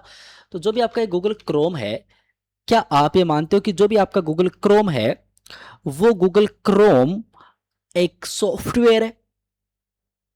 मतलब गूगल क्रोम एक सॉफ्टवेयर है? हाँ, वो एक सॉफ्टवेयर है। ठीक है, तो वो एक सॉफ्टवेयर है। हाँ, तो क्या आप ये भी मानते हो कि इस सॉफ्टवेयर को बनाने के लिए हमने कुछ कोड लिखा होगा? हमने नहीं लिखा होगा, जिसने गूगल क्रोम को बनाया होगा उसने तो जरूर लिखा होगा। हाँ, क्योंकि सॉफ्टवेयर बनाने के लिए कोड लिखा जाता है, ये कोड कुछ लिखा होगा और इस कोड से ये वाला गूगल क्रोम बना होगा। हाँ भैया ठीक है, तो ऐसे माइक्रोसॉफ्ट एज है, वो भी एक सॉफ्टवेयर है। हाँ, सॉफ्टवेयर ही तो है, उसको भी बनाने के लिए कुछ कोड्स लिखे होंगे। हाँ, लिखे होंगे। ठीक है, तो ये आपको समझ में आया? हाँ ठीक है, ओके बढ़िया। तो अब मेरी बात सुनना, ध्यान से मेरी बात सुनना। देखो देखो गाइज, मेरी बात सुनना। बढ़िया है, चलो देखिए। तो अब सुनिए, हाँ अब सुनिए, प्लीज ध्यान से सुनना। आपने जो कोड लिखा था, आपने जो यहाँ पे कुछ कोड लिखा था, इससे क्या बन रहा है? इससे भैया गूगल क्रोम बन रहा है। ठीक है, बढ़िया। तो मान लेते हैं कि ये गूगल क्रोम का कोड है। मान लेते हैं जो पूरा कोड लिखा आपने, ये पूरा कोड गूगल क्रोम का कोड है। हाँ, तो ये जो कोड है इसमें अलग अलग फाइल्स हैं, ये कुछ फाइल अलग कोड्स लिखे होंगे, इसमें कुछ अलग कोड्स लिखे होंगे। ऐसे बहुत सारी फाइल्स बना रखी हैं, अलग अलग इसमें फाइल्स बना रखी हैं, और सारी फाइल्स को जोड़ के एक सॉफ्टवेयर बन रहा है, क्योंकि उस फाइल्स में बहुत सारे कोड्स हैं। ठीक है, कोई चीज़ इंपोर्ट हो रही है, कोई चीज़ एक्सपोर्ट हो रही है, कोई फंक्शन बना रखे होंगे, कुछ बहुत सारा कोड्स कर रखा हुआ है इसमें, है ना। हाँ, सारी फाइल्स गूगल क्रोम को डेवलप कर रही हैं। क्या आप ये मानते हो? हाँ, ये तो मानते हैं, ठीक है। तो अब आपको एक बात बताता हूं, मेरी बात सुनिए, मेरी बात सुनिए गाइज, मेरी बात सुनिए। देखो यहां पे ये जो कोड लिख रखा है, ये पूरा मान लो पूरा कोड है आपके गूगल क्रोम का। तो यहां पे जो आपने कोड लिख रखा है, इसमें एक छोटा सा पार्ट है, इसमें एक छोटा सा पार्ट है, मतलब कि यहां पे कुछ और कोड लिखा हुआ है, पर यहां पे एक छोटा सा कंप्लीट, इस तरीके से मान सकते हैं कि एक छोटा सा पार्ट है, यहां पे ये वाला पार्ट है, इसमें और बहुत सारा कोड लिख रखा है, ठीक है। ये बेसिकली मैन कोड है, मतलब ये गूगल क्रोम का मैन कोड है, मैन कोड, मैन कोड, ठीक है। अब इस मैन कोड को बाहर निकाल लिया, इस कोड को जिसने नोड.जेएस बनाई उसने बाहर निकाल लिया, ओके। मतलब ये जो मैन कोड है, ये मैन कोड है, जो गूगल क्रोम का कोड है उसका मैन कोड, हाँ, उसको बाहर निकाल लिया। हाँ, क्यों? ऐसे निकाल सकते हैं क्या? ऐसे निकाल नहीं सकते, ये जो कोड है ये बेसिकली ओपन सोर्स है, तो आप इंटरनेट से इसको डाउनलोड कर सकते हो, बहुत सारी चीजें कर सकते हो, ओपन सोर्स है, ये कोड आप यूज कर सकते हैं। अच्छा, ऐसा है, हाँ। तो उसने यूज कर लिया, बाहर निकाल लिया, एक्सट्रैक्ट कर लिया वो कोड, ठीक है, बढ़िया। अब ये कोड यहां पे इसने बाहर निकाल लिया, क्या आप ये मानते हो ये जो कोड है वो यही कोड है? हाँ, ये वही कोड है, क्योंकि बाहर निकाल लिया तो वही कोड हो गया, हाँ ठीक है। तो अब ये जो कोड है, मतलब ये जो कोड है, ये कोड लिखा गया है एक लैंग्वेज में, उसका नाम है सी प्लस प्लस। एक सेकेंड, ये लिखा हुआ सी प्लस प्लस के अंदर, मतलब ये जो कोड यहाँ पे जो मेन कोड है गूगल क्रोम का, वो सी प्लस प्लस में लिखा हुआ है। हाँ ठीक है, डन, बढ़िया, ठीक है। तो हाँ, तो बेसिकली सी प्लस प्लस में लिखा हुआ है, तो सी प्लस प्लस में, सी प्लस प्लस के पास पावर है, सी प्लस प्लस के पास पावर है सर्वर को बनाने की। मतलब जो आपका ये जो कोड है, ये जो मैन कोड है, एक सेकंड, इस मैन कोड को बोलते क्या है? इस मैन कोड को ही हम बोलते हैं V8। V8, V8 इंजन जो टॉपिक था वो, हाँ V8। अच्छा, मतलब इंजन बोलते हैं, हाँ। मतलब इंजन क्यों? क्योंकि मैन कोड जो जो जो सबसे जो मैन कोड है, जो कोड को चलाएगा, एग्जीक्यूट करेगा, जावास्क्रिप्ट को चलाएगा, ओके। और वो कोड सी प्लस प्लस में लिखा गया है, हाँ। मतलब आप ये कह रहे हो कि जो V8 का जो V8 इंजन का जो कोड है वो सी प्लस प्लस में लिखा गया है, क्या आप यही कह रहे हो? हाँ, मैं यही कह रहा हूं, बढ़िया। तो मतलब सी प्लस प्लस के अंदर लिखा गया, हाँ। आपकी जो जावास्क्रिप्ट है, अब मेरी बात सुनो, आपकी जो जावास्क्रिप्ट है उसके पास पावर नहीं है सर्वर को बनाने की। अच्छा, हाँ। और ये जो सी प्लस प्लस है, इसके पास पावर है सर्वर को बनाने की, बढ़िया, ठीक है, नाइस नाइस। तो हाँ, तो बेसिकली अब मेरी बात सुनिए, सुनिए सुनिए प्लीज, हाँ प्लीज सुनना। सभी को मैं हटाता हूं यहां से, please remove, please bro remove हो जाओ यार प्लीज। लार्ज हम कर नहीं सकते, लार्ज तो हम कर नहीं सकते, कर तो सकते हैं पर ये रिमूव नहीं हो रहे हैं, ठीक है, ओके ओके। सभी को मैं क्लीन कर देता हूँ यहाँ पे, बढ़िया बढ़िया बढ़िया बढ़िया बढ़िया बढ़िया बढ़िया, ठीक है, नाइस। अब सुनो मेरी बात, बात कुछ ऐसी है, क्या आप मानते हो कि ये गूगल क्रोम का कोड है और इस कोड को हमने निकाल लिया था, ये कोड है, इसको हम बोलते हैं यहाँ पे V8 इंजन, हाँ बोलते हो, ठीक है। अभी जो V8 है, इसका कोड लिखा गया है सी प्लस प्लस में, क्या ये भी मानते हो? हाँ। इस कोड को हमने बाहर निकाल लिया था, हाँ हमने बाहर निकाल लिया, ये वो कोड है। कौन सा कोड है? ये कोड है बेसिकली ये वाला कोड जो आपके गूगल क्रोम का कोड है, V8 इंजन का कोड है, सी प्लस प्लस में लिखा गया है। सी प्लस प्लस के पास पावर है सर्वर को बनाने की, हाँ। लेकिन आपकी जो JS है उसके पास पावर नहीं है सर्वर को बनाने की, लेकिन आपको तो जावास्क्रिप्ट के अंदर सर्वर बनाना है, हाँ। तो फिर क्या किया, किसी बंदे ने इसका कोड निकाला, ठीक है, और उसके ऊपर लेमिनेशन कर दिया। लेमिनेशन का मतलब एक रैपर लगा दिया, एक डब्बा बना दिया, और जो डब्बा बनाया वो बनाया बेसिकली जावास्क्रिप्ट का, मतलब जावास्क्रिप्ट का बॉक्स बना के उस पर डाल दिया, मतलब बॉक्स एग्जैक्टली वैसा नहीं, लेकिन बहुत सारी फाइल्स बना दी और वो उस कोड के ऊपर इंपोर्ट कर दिया, ऊपर कोड लिख दिया उसके, हैं। मतलब कि ये जो अंदर वाला कोड है ये लिखा गया है V8 इंजन में, क्योंकि ये किसका कोड है? ये मेन कोड है, सी प्लस प्लस का कोड है, ये सी प्लस प्लस का कोड है जो V8 इंजन का कोड है।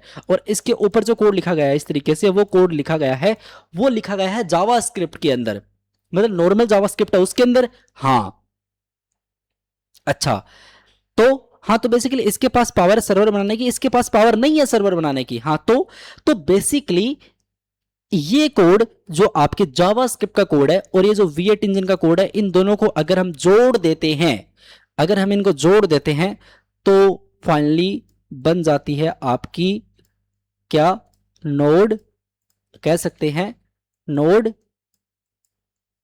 जेएस।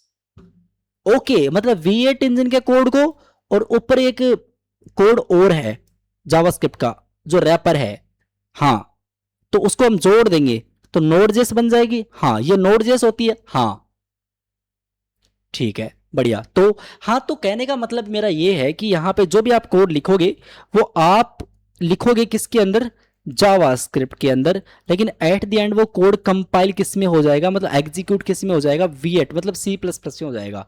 और सी प्लस प्लस के पास पावर होती है सर्वर को बनाने की। तो आपको तो कोड जावास्क्रिप्ट में ही लिखना है, नहीं तो आपको सी प्लस प्लस सीखनी पड़ती। हाँ, सीखनी तो पड़ती क्योंकि सी प्लस प्लस में सर्वर बन सकता है। हाँ, और जावास्क्रिप्ट में सर्वर बन नहीं सकता। आप अब क्या करोगे, जावास्क्रिप्ट का कोड लिखोगे लेकिन बनेगा सर्वर किसके अंदर, सी प्लस प्लस के अंदर। आपको सी प्लस प्लस से कोई मतलब नहीं है, आपको सर्वर बन के मिल जाएगा। अच्छा, इस पूरी चीज को हम नोड जेस कहते हैं। हाँ, ठीक है भैया, समझ में आ गया, बढ़िया। तो ये बातचीत होती है। तो अगर आप यहाँ पे देखोगे, अगर आप यहाँ पे देखोगे तो ये जो टॉपिक्स हैं, नोड जिस run time architecture V8 engine, तो आपको समझ में आ गया हुआ है दोनों टॉपिक्स क्या है। थोड़ा सा इसमें थोरेटिकली डिस्कस कर लेते हैं। यहाँ पे आपके लिए कुछ डेफिनेशन लिख के रखी है और मैं चाहता हूँ कि आप इसको पढ़िए। तो नोड जेस रन टाइम आर्किटेक्चर की बात करते हैं। तो नोड जेस एक जावास्क्रिप्ट रन टाइम एनवायरमेंट है जो जावास्क्रिप्ट को ब्राउजर के बाहर रन कर सकता है, करता ही है। ठीक है, तो ऐसा है कि जावास्क्रिप्ट कोड है, ठीक है, आपने लिखा, वो नोड.जेएस के अंदर गया। तो नोड.जेएस के अंदर बेसिकली तीन मेजॉरिटी पार्ट होते हैं, V8, नोड.जेएस API एंड libUV। तो V8, नोड.जेएस API ये सारे क्या होते हैं, तो इसमें C++ नेटिव लेयर्स होती हैं और ऑपरेटिंग सिस्टम के साथ काम करती है। मैं समझाता हूँ। तो V8 के अंदर, V8 को समझोगे तो V8 का मतलब है जावास्क्रिप्ट एग्जीक्यूट करता है, इंजन होता है। नोड.जेएस APIs क्या होती हैं, FS मतलब कि file system, HTTP modules, operating system के साथ आप डील कर सकते हो, क्रिप्टो के डील, तो जैसे फ्यूचर आपको मिलते हैं। libUV क्या है, इवेंट लूप और एसिंक्रोनस इनपुट आउटपुट हैंडल करता है। अब एसिंक्रोनस और सिंक्रोनस मैंने पढ़ा रखा है, तो अगर आपने वो नहीं देखा तो टॉपिक थोड़ा सा सेंस नहीं कर सकता, बट आप समझिए बातचीत, वो टॉपिक्स आपको पढ़ने पड़ेंगे। सी एंड C++ लेयर की बात करो तो नोड.जेएस को OS से कनेक्ट करती है, जो भी आपका ऑपरेटिंग सिस्टम है उससे कनेक्ट करती है सी और C++ लेयर। और OS क्या होता है, फाइल्स, नेटवर्क, प्रोसेस और एक्सट्रैक्टर प्रोवाइड करता है। अब हम बातचीत करते हैं V8 इंजन के बारे में। तो V8 गूगल का जावास्क्रिप्ट इंजन है, जावास्क्रिप्ट इंजन है। अच्छा, अभी तो बताया था वो गूगल क्रोम का भी जावास्क्रिप्ट इंजन है। हाँ, नोड.जेएस जावास्क्रिप्ट एग्जीक्यूट करने के लिए यूज करता है। तो JavaScript, parsing, byte code, optimization, JIT, machine level execution and CPU के साथ प्रॉपर्ली कनेक्शन बनेगा। तो V8 के मेन काम क्या होते हैं, जावास्क्रिप्ट एग्जीक्यूट करना, फंक्शंस, ऑब्जेक्ट्स को हैंडल करना, मेमोरी को मैनेज करना, मेमोरी मैनेजमेंट की बात हो रही है, गार्बेज कलेक्शन करना, कोड को और ऑप्टिमाइज करना। तो ये बातचीत होती है। इंपॉर्टेंट समझिए, V8 आपकी नोड.जेएस नहीं है, V8 नोड.जेएस नहीं है। V8 जावास्क्रिप्ट चलाता है, एक इंजन है। और नोड.जेएस क्या है, V8 plus API plus libUV plus operating system integration है। ठीक है, ओके, नाइस। तो आगे वाला जो टॉपिक है वो है अपना यहाँ पे libUV क्या है, इसके बारे में थोड़ा सा बता दो। ठीक है, चलो देखो, राइट। सो अब हम बातचीत करते हैं नेक्स्ट टॉपिक के बारे में और उसका नाम है libUV। libUV, libUV, ठीक है। चलो ये क्या है इसके बारे में थोड़ा सा डिस्कस करते हैं। मेरी बात सुनो, ये टॉपिक बहुत ही इंपॉर्टेंट है, पर ये टॉपिक स्टार्टिंग में इतना इंपॉर्टेंट मायने नहीं रखता है, हैं? हाँ, थोड़ा सा समझ लो, ज्यादा नहीं, बस एक दो लाइन है वो समझ लो। ठीक है, सुनिए। तो libUV है वो क्या होता है, अगर मैं आपको पढ़ाऊं तो ऐसा समझ लो कि जो एसिंक्रोनस टास्क होते हैं और जो भी आपके अलग चीजें होती हैं, काइंड ऑफ इवेंट लूप होते हैं, इनका कंप्लीट इंफ्रास्ट्रक्चर, इसको हम कह सकते हैं libUV। अच्छा, हाँ, जिसमें आप बेसिकली एसिंक्रोनस टास्क यूज़ कर सकते हो, इनपुट आउटपुट आप यूज़ कर सकते हो, आप उसमें इवेंट लूप जैसी चीज़ें यूज़ कर सकते हो, आप टाइमर्स के साथ। ये कुछ रोल्स होते हैं जो इंपॉर्टेंट रोल्स होते हैं, वो हम पढ़ेंगे जब कोड करेंगे, तो हम इन चीज़ों को पढ़ने वाले हैं, ठीक है। हम यहाँ पे फाइल बेस्ड सिस्टम पे काम कर सकते हैं, नेटवर्किंग पे काम कर सकते हैं, थ्रेड पोल पे काम कर सकते हैं। तो सारे टॉपिक्स हम इस लिव के अंदर करते हैं, ठीक है। अभी ज़्यादा डीपली इसमें नहीं जाना चाहिए अपने को, तो नहीं जाने वाले। अब हम बातचीत करते हैं node JS core APIs. Guys मेरी बात सुनो, कोर एपीआईज ये टॉपिक मैंने वैसे पढ़ा दिया आपको, ये टॉपिक वैसे मैंने पढ़ा दिया, लेकिन फिर भी अगर आप इसको देखना चाहते हैं तो मैं आपको बताता हूँ। अगर मैं आपको सिंपल सिंपल बताऊँ यहाँ पे, तो नोड जेएस कोर एपीआईज ऐसा समझ सकते हैं कि ऐसी चीज़ें जब आप नोड जेएस अभी डाउनलोड करोगे, अभी थोड़ी देर में करने वाले हैं, तो उसके साथ आती हैं ऐसी चीज़ें, ऐसे कुछ चीज़ें, उनके लिए कुछ अलग आपको एक्स्ट्रा नीड नहीं है। अलग किसकी नीड नहीं है, कुछ पैकेज करके टॉपिक आता है, वो आपको एक्स्ट्रा नहीं डाउनलोड करना पड़ता। इसके अंदर ही कुछ चीज़ें हैं, जैसे एफ एस है, ओ एस है, पाथ है, एच टी टी पी है, ऐसे बहुत सारे हैं चीज़ें आपको मिलती हैं, प्री इनबिल्ट मिलती हैं इसके अंदर। जब आप इसको डाउनलोड करते हो तो वो कोर एपीआईज हैं। तो हम जब पढ़ेंगे, जब इस पर प्रैक्टिकल करेंगे, तो और अच्छे से आपको ये टॉपिक्स कवर हो जाएंगे। नाइस। अब हम बातचीत करते हैं सी और सी प्लस प्लस बाइंडिंग्स के बारे में। मैं यहाँ पे कुछ लिख रहा हूँ, पढ़िए। चलिए, तो मेरे साथ इन चीज़ों को पढ़िए, अभी जल्दी से मैंने यहाँ पे डाली है और इसको आप पढ़िए। तो सी और सी प्लस प्लस बाइंडिंग्स क्या है, अभी हमने थोड़ी देर पहले बात करी थी क्या, V8 इंजन के बारे में। नोड जिसका वो रैपर जो V8 इंजन का कोड, जो ब्राउजर का कोड बाहर निकाल के, तो कुछ वैसा सा ही है, वही है, पढ़िए। तो C plus plus binding node जिसका एक ब्रिज है जो जावास्क्रिप्ट को सी और सी प्लस प्लस और ऑपरेटिंग सिस्टम की फंक्शनलिटी से कनेक्ट करता है। फिर से पढ़िए, सी और C plus plus bindings node जिसका एक ब्रिज है। अच्छा, ब्रिज है, दोनों की कोई चीज, दो चीजें उनके, एक का ब्रिज है, हाँ, किसके बीच का, जो आपके जावास्क्रिप्ट को सी और सी प्लस प्लस और ऑपरेटिंग सिस्टम की फंक्शनलिटी से कनेक्ट करता है। अच्छा, हाँ, तो यहाँ पे जो जावास्क्रिप्ट है वो नोड जैसे एपीआई से कनेक्ट होती है, सी सी प्लस प्लस बाइंडिंग्स होती है, और ऑपरेटिंग सिस्टम के साथ वो इंटरेक्ट करती है। पढ़ लिया हमने टॉपिक्स, ठीक है। अगर आप बात करोगे रियल लाइफ एनालॉजी की, सोचो तुम्हें घर के इलेक्ट्रिक मीटर से रीडिंग लेनी है, ठीक है। तो तुम्हारी लैंग्वेज क्या होगी, हिंदी। मीटर की लैंग्वेज क्या होगी, इलेक्ट्रिकल सिस्टम सिग्नल्स के अंदर। बीच में एक ट्रांसलेटर चाहिए आपको उसकी रीडिंग समझने के लिए। तो वैसे जावास्क्रिप्ट और सी प्लस प्लस बाइंडिंग्स और ऑपरेटिंग सिस्टम, तो ऑपरेटिंग सिस्टम को सी और सी प्लस प्लस समझ में आती है, जावास्क्रिप्ट समझ में नहीं आती है, काइंड ऑफ, ठीक है। तो सिंपल डेफिनेशन क्या है, सी और C plus plus binding JavaScript Node JS code और नेटिव सिस्टम फंक्शनलिटी के बीच ब्रिज का काम करती है। दैट्स इट, ये आपको यहाँ पे अभी इतना ही जानना चाहिए, ठीक है।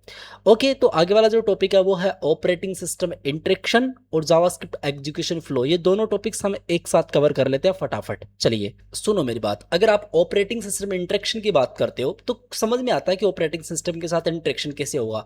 तो नोड जेएस जावास्क्रिप्ट को ऑपरेटिंग सिस्टम का रिसोर्स के साथ इंटरेक्ट करने देता है। कैसे करने देता है, आपको सबसे पहले बीच में सी प्लस प्लस सी होगी, वही बात है, ठीक है।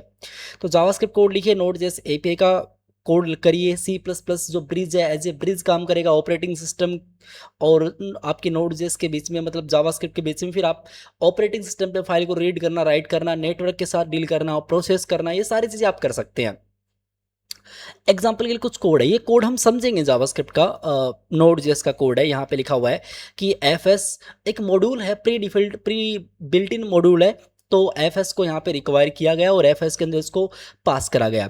एफ एस को बोला कि एक फाइल को राइट करिए जिसका नाम होना चाहिए हेलो टी और इसके अंदर कुछ कंटेंट जाएगा हेलो नोड जेएस, ठीक है। बाय द वे ये सिंक्रोनस टास्क है। तो यहाँ पे जब ये हो जाएगा तो आपके पास एक फंक्शन चलेगा और आप एक मैसेज प्रिंट कर दे रहे हो कंसोल के अंदर की फाइल क्रिएट हो चुकी है। तो यहाँ एक्चुअली हुआ क्या है, यहाँ पे एफ एस को राइट फाइल करा, तो ये नोड जेएस है, नेटिव लिब यूवी के अंदर काम कर रहा है, क्योंकि नेटिव्स काइंड ऑफ, आप समझिए लिब यू के अंदर एफ एस मॉड्यूल्स वगैरह आते हैं ना, ये सारी चीज़ें। तो ऑपरेटिंग सिस्टम के साथ डील हो रहा है और फाइनली एक फाइल आपकी क्रिएट हो जा रही है। तो ऐसा सा कुछ है। तो नोड जेएस ऑपरेटिंग सिस्टम के थ्रू काम कर सकता है, ठीक है। फाइल को रीड कर सकता है, राइट कर सकता है, नेटवर्क के साथ कनेक्शंस बना सकता है, प्रोसेस कर सकता है, सीपीयू ऑपरेटिंग सिस्टम की इंफॉर्मेशन को गेट वाइट कर सकता है, एनवायरमेंट वेरिएबल्स को क्रिएट कर सकता है। तो एग्जाम्पल के लिए प्रोसेस प्लेटफॉर्म है प्रोसेस डॉट एनवी, इस तरीके से आप यहाँ पे कर सकते हैं, ठीक है। तो गुड। तो जावास्क्रिप्ट एग्जीक्यूशन फ्लो की बात करोगे तो जावास्क्रिप्ट नोड जिसमें मेन जो काम होता है वो V8 इंजन के थ्रू एग्जीक्यूट होता है हाँ आपको पता है, पढ़ाया था मैंने अभी। तो जावास्क्रिप्ट का जो भी कोड है V8 के अंदर कंपाइल होता है, पार्सिंग होती है, एग्जीक्यूशन होता है, कॉल स्टैक में जाता है, एक साइड स्टैक होता है, कॉल स्टैक होता है, एक नाम और भी होता है कॉल स्टैक का, उसका नाम होता है मैन स्टैक, और वहाँ पे फिर एसिंक टास्क एग्जीक्यूट होते हैं वर्क लिब्यूवी के अंदर, और वहाँ पे इवेंट लूप जैसे टॉपिक्स आते हैं, एसिंक्रोनस काइंड ऑफ है ना, और कॉल बैक होता है, V8 एग्जीक्यूट्स कॉल बैक होता है। तो इस तरीके से तो आप समझोगे तो यहाँ पे आपके पास स्टार्ट है, ये सिंक्रोनस टास्क है, ये जो सेट टाइम आउट है ये बेसिकली एसिंक्रोनस टास्क होता है। मैंने पढ़ा रखी है जावास्क्रिप्ट के अंदर कि सिंक्रोनस टास्क कौन से होते हैं और एसिंक्रोनस टास्क कौन से होते हैं। यहाँ पे आपने एंड किया तो ये भी सिंक्रोनस टास्क है, तो यहाँ पे स्टार्ट होगा, पहले सिंक्रोनस टास्क चलेंगे, एंड स्टार्ट होगा, उसके बाद में एंड चलेगा, उसके बाद में हेलो प्रिंट हो जाएगा। तो आउटपुट आपको ऐसा ही दिख रहा है, ठीक है। क्या हुआ, सबसे पहले console start, set time out, timer setup, console and, और सेकंड बाद में इवेंट लूप के अंदर गया, कॉल बैक एग्जीक्यूट हुआ, बाद में आपका हेलो प्रिंट हुआ, ये मैंने पढ़ा दिया आपको, नाइस। तो ऐसा सही है। तो एक समझिए, एनालॉजी समझिए, रेस्टोरेंट में आप एक कस्टमर, वेटर और किचन है, ठीक है। तो वेटर फूड रेडी होने तक किचन के सामने खड़ा नहीं रहता, वो दूसरे कस्टमर्स के ऑर्डर लेता है भाई साहब, ठीक है। तो नोड जिसमें वैसा ही कुछ होता है। तो रिक्वेस्ट में रिक्वेस्ट आती है, इवेंट लूप के अंदर जाता है डेटा, एसिंक वर्क करता है, कंप्लीट होता है, इवेंट लूप रन होता है, और कॉल बैक के अंदर कोड जाता है, और वो फाइनली कोड आपका चलता है। तो वन लाइन समरी क्या बोलती है, ऑपरेटिंग सिस्टम इंटरेक्शन बताता है कि नोड जेएस कंप्यूटर के रिसोर्स के कैसे बात करता है। सुनिए, ऑपरेटिंग सिस्टम इंटरेक्शन क्या बताता है कि नोड जेएस कंप्यूटर के रिसोर्स से कैसे बात करता है, और जावास्क्रिप्ट एग्जीक्यूशन फ्लो बताता है कोड V8 इवेंट लूप और एसिंक्रोनस ऑपरेशन के थ्रू कैसे एग्जीक्यूट होता है। तो ये बात थी भाई साहब यहाँ पे, ठीक है। तो आई होप आपको ये टॉपिक क्लियर हो चुका होगा। अब हम बढ़ते हैं आगे वाले टॉपिक की तरफ, और जो आगे वाला टॉपिक है वो है प्रैक्टिकल, ठीक है। यहाँ पे हम प्रैक्टिकल की बातचीत करने वाले हैं, बाय द वे ये सारे के सारे प्रैक्टिकली होने वाले हैं यहाँ पे। तो हम इन पे थोड़ी सी बातचीत करने वाले हैं, सुनिए। तो अब सबसे पहले हम बातचीत करते हैं कि सबसे पहले इंस्टॉल करिए नोड जेएस को। सबसे पहले आप इंस्टॉल करोगे मेरे साथ नोड जेएस को, है हाँ। नोड जेएस को इंस्टॉल करना पड़ता है क्या? हाँ, एक कंप्लीट सॉफ्टवेयर है, उसको आपको इंस्टॉल करना पड़ेगा, डाउनलोड करना पड़ेगा और इंस्टॉल करना पड़ेगा। तो कैसे करते हैं, चलिए प्रैक्टिकल करते हैं, राइट। तो अब हम यहाँ पे करेंगे, सबसे पहले डाउनलोड करेंगे नोड जेएस को एंड इंस्टॉल करेंगे। तो आपको एक काम करना है, यहाँ पे आपके ब्राउजर में आ जाना आप, ठीक है। जो भी आप ब्राउजर यूज़ करते हो उसमें आ जाइए, यहाँ पे आप सिंपली क्लिक करिए, एक नया टैब ओपन करता हूँ मैं, और यहाँ पे आप आके लिखिए डाउनलोड, या फिर नोड जेएस लिखिए ना, नोड जेएस डाउनलोड, इस तरीके से आप लिखिए, ठीक है। आप इंटर मारोगे, आप पहले वाली साइट पे क्लिक करिए। जैसे आप इस साइट पे क्लिक करेंगे तो आप इस वाले पेज पे आ जाएंगे, और अब आपको क्या करना है, अब आपको सिंपली यहाँ पे जो भी आप वर्जन आप डाउनलोड करोगे वो आप यहाँ पे देख सकते हो, 24.19.0, और यहाँ पे LTS लिखा हुआ है। LTS का मतलब क्या होता है, लॉन्ग टर्म सपोर्ट है।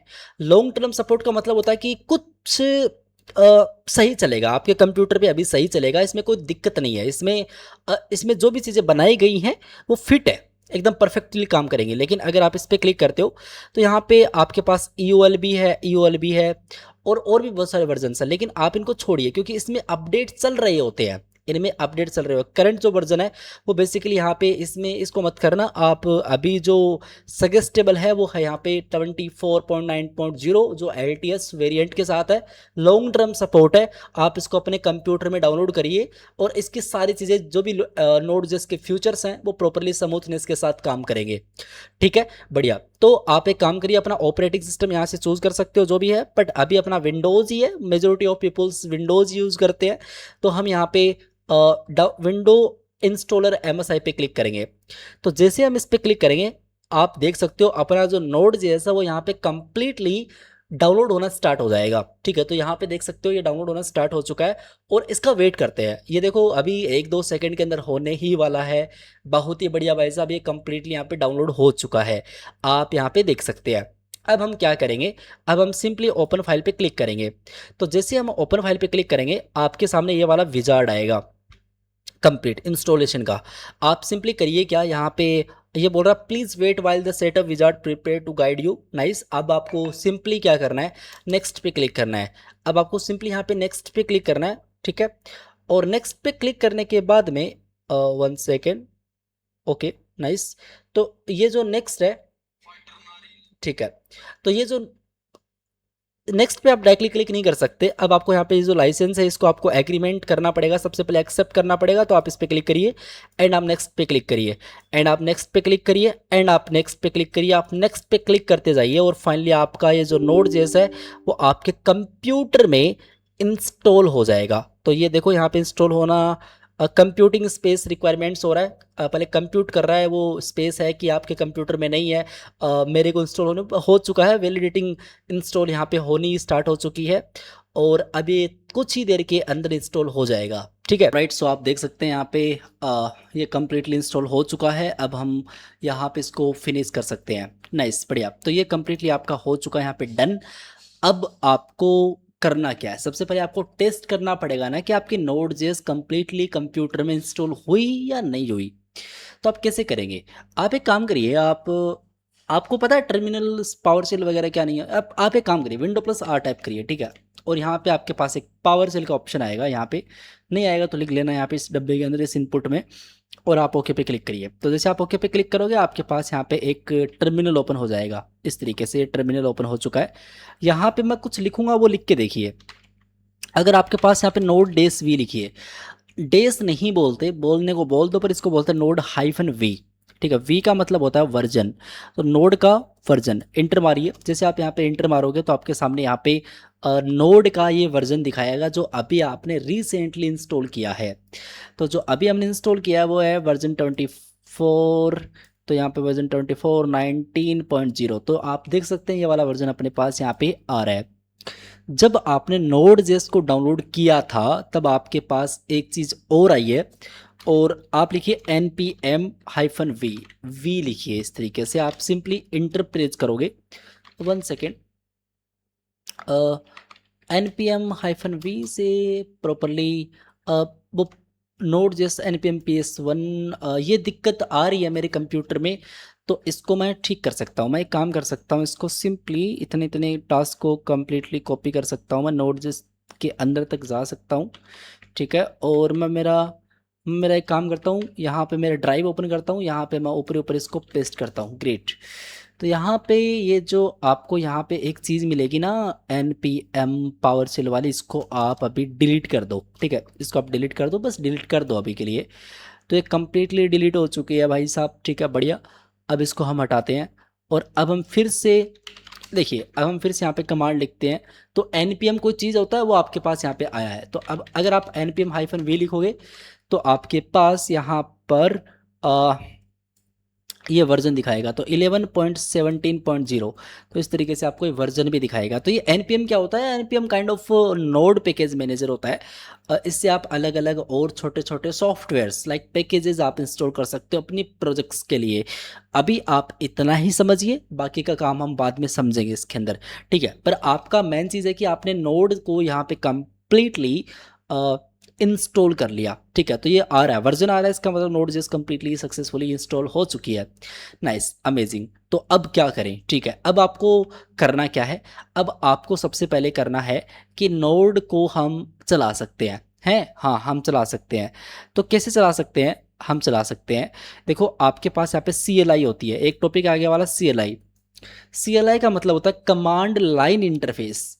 क्या, कमांड लाइन इंटरफेस, ठीक है। तो हाँ, तो बेसिकली आप क्या कर सकते हैं, आपको मैं समझा देता हूँ। मान लो कि आप एक काम कर रहे हो,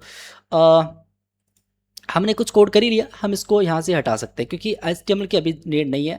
आप इसको डिलीट कर दीजिए।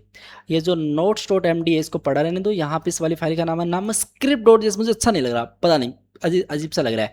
मैं यहाँ पे इसको index.js कर देता हूँ, ठीक है। बढ़िया जी, हम इस वाली फाइल का रीनेम करके यहाँ पे index.js कर सकते हैं। बट ये हो चुका है, ठीक है, अमेजिंग, बढ़िया। तो अब मैं यहाँ पे कोई भी कोड लिख सकता हूँ। क्या बात कर रहे हो, हाँ मैं सही बात कर रहा हूँ। मैं यहाँ पे कोई भी कोड लिख सकता हूँ जावास्क्रिप्ट का। एग्जाम्पल के लिए मैंने यहाँ पे लिखा लेट a = 10, ठीक है, नाइस। फिर मैंने लिखा b = 20, नाइस, बढ़िया। तो हाँ, तो कह सकते हैं कि a की वैल्यू 10, हाँ, b की वैल्यू 20, हाँ। तो आप कह सकते हो कंसोल ए प्लस बी। ठीक है, तो कंसोल ए प्लस बी, तो ए और बी को जोड़ा, हाँ बिल्कुल। तो ये ए और बी यहाँ पे हम प्रिंट कर सकते हैं, इसके अंदर चला सकते हैं इस कोड को, हाँ। तो HTML की फाइल तो है ही नहीं, हाँ उसकी ज़रूरी नहीं है, क्यों? क्योंकि आपने Node.js को डाउनलोड कर लिया, तो हाँ तो वो ब्राउज़र के बाहर भी चला सकती है जावास्क्रिप्ट को। ऐसा हो सकता है, हाँ। कैसे हो सकता है? हाँ बताता हूँ। ये जो आपका कर्सर एआई सॉफ्टवेयर है या फिर वीएस कोड के अंदर काम कर रहे हो, कहीं पे भी काम कर रहे हो, वो आपको एक अपने अंदर टर्मिनल देता है। मतलब टर्मिनल जो पावर सेल आपने अभी जो वर्ड बोला था वो एक ब्लैक सी स्क्रीन आई थी, वैसा कुछ, हाँ। अच्छा तो हाँ, तो बेसिकली आप क्या कर सकते हैं, ये जो कोड लिखा है वो इस टर्मिनल के अंदर चल जाएगा। अच्छा, मतलब आप इस कोड को बिना ब्राउजर के बिना चला सकते हो यहाँ पे, हाँ। चला के दिखाइए, हाँ देखो। अब आपको अपने कीबोर्ड में कंट्रोल दबाना है और बैकटिक दबाना है। बैकटिक कहाँ पे है? बैकटिक ये वाला सिंबल, ये जो सिंबल होता है, ये जो सिंबल होता है, ये वाला सिंबल होता है, इसको बोलते हैं बैकटिक। ये 1 2 3 4 5 इस तरीके से जो कीज होती हैं उससे पहले वाला बटन, ये बैकटिक है। ठीक है, तो कंट्रोल दबाइए एंड बैकटिक दबाइए।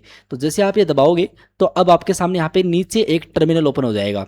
अच्छा, ये जो यहाँ पे बॉक्स ओपन हुआ है इसको टर्मिनल बोलते हैं, हाँ यहाँ पे लिख के आ रहा ना टर्मिनल, तो इसको टर्मिनल बोलते हैं।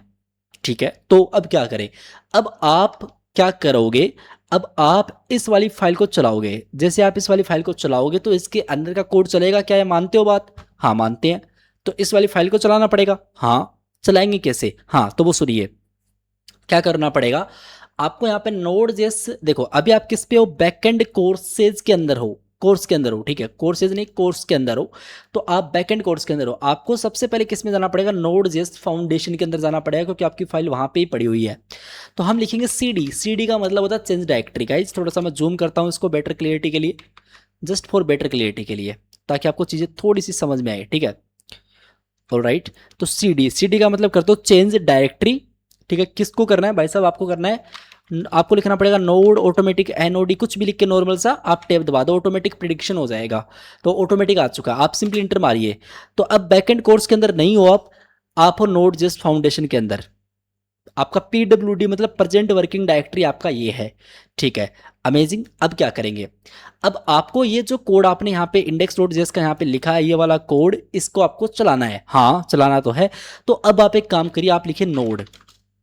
ध्यान से देखना, आपको लिखना है नोड। अच्छा, नोड पहले लिखना पड़ेगा, हाँ आपको NODE लिखना पड़ेगा। ठीक है, उसके बाद में किस वाली फाइल का कोड चलाना है, उस वाली फाइल का नाम रखो।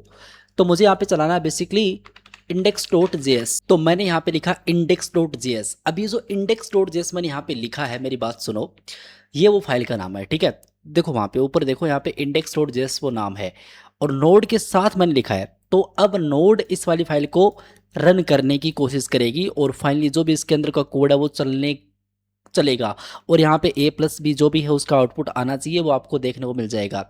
आप रन करिए तो एक दिक्कत आ रही है कि अच्छा ओके सॉरी, तो यहाँ पे वो दिक्कत इसलिए आ रही है क्योंकि यहाँ पे पहले इस वाली फाइल में आपने डॉक्यूमेंट वगैरह कुछ लिख रखा था जो कि डिफाइंड नहीं है। तो डॉक्यूमेंट Node.js में नहीं होता बाय द वे, अगर आपको नहीं पता है तो हम इसको सिंपली सेव करते हैं। अब इसको हमने सेव करा, गुड परफेक्ट। और अब हम क्या करते हैं, आप इसको सॉरी इसको क्लीन करते हैं और फाइनली हम यहाँ पे नोड index.js वाली फाइल को रन करते हैं। जैसे मैं इसको रन करूँगा तो आप यहाँ पे देख सकते हैं इसका आउटपुट यहाँ पे 30 आ रहा है। इसका मतलब क्या हुआ कि आपकी जावास्क्रिप्ट प्रॉपरली यहाँ पे काम कर रही है। आई होप मेक सेंस, इसमें कोई दिक्कत वाली बात नहीं है, आप कोई सा भी कोड ऐसे रन कर सकते हैं। ठीक है, तो ये syllabus.md के अंदर अगर हम चलें तो ये वाला टॉपिक अभी अपना यहाँ पे डन हो चुका है। ग्रेट। अब हम जो टॉपिक पढ़ने जा रहे हैं उसका नाम है CLI। बेसिकली क्या होती है CLI? का मतलब होता है कमांड लाइन इंटरफेस। तो अभी आपने यहाँ पे लिखा ना नोड CLI, एग्जाम्पल के लिए आपने यहाँ पे टर्मिनल के अंदर क्या लिखा, नोड index.js। तो ये CLI है, बेसिकली कमांड लाइन इंटरफेस की बात यहाँ पे हो रही है। ग्रेट। अब हम बात करते हैं नोड रेपल के बारे में। रेपल क्या है? रेपल बेसिकली ऐसा कह सकते हो कि आप, इसका फुल फॉर्म क्या होता है? रीड, इलिवेट और प्रिंट लूप। अच्छा हाँ, क्या मतलब रीड एलिवेट प्रिंट लूप?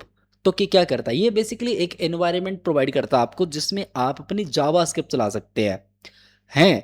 हाँ, आप इसमें अपनी जावास्क्रिप्ट चला सकते हैं।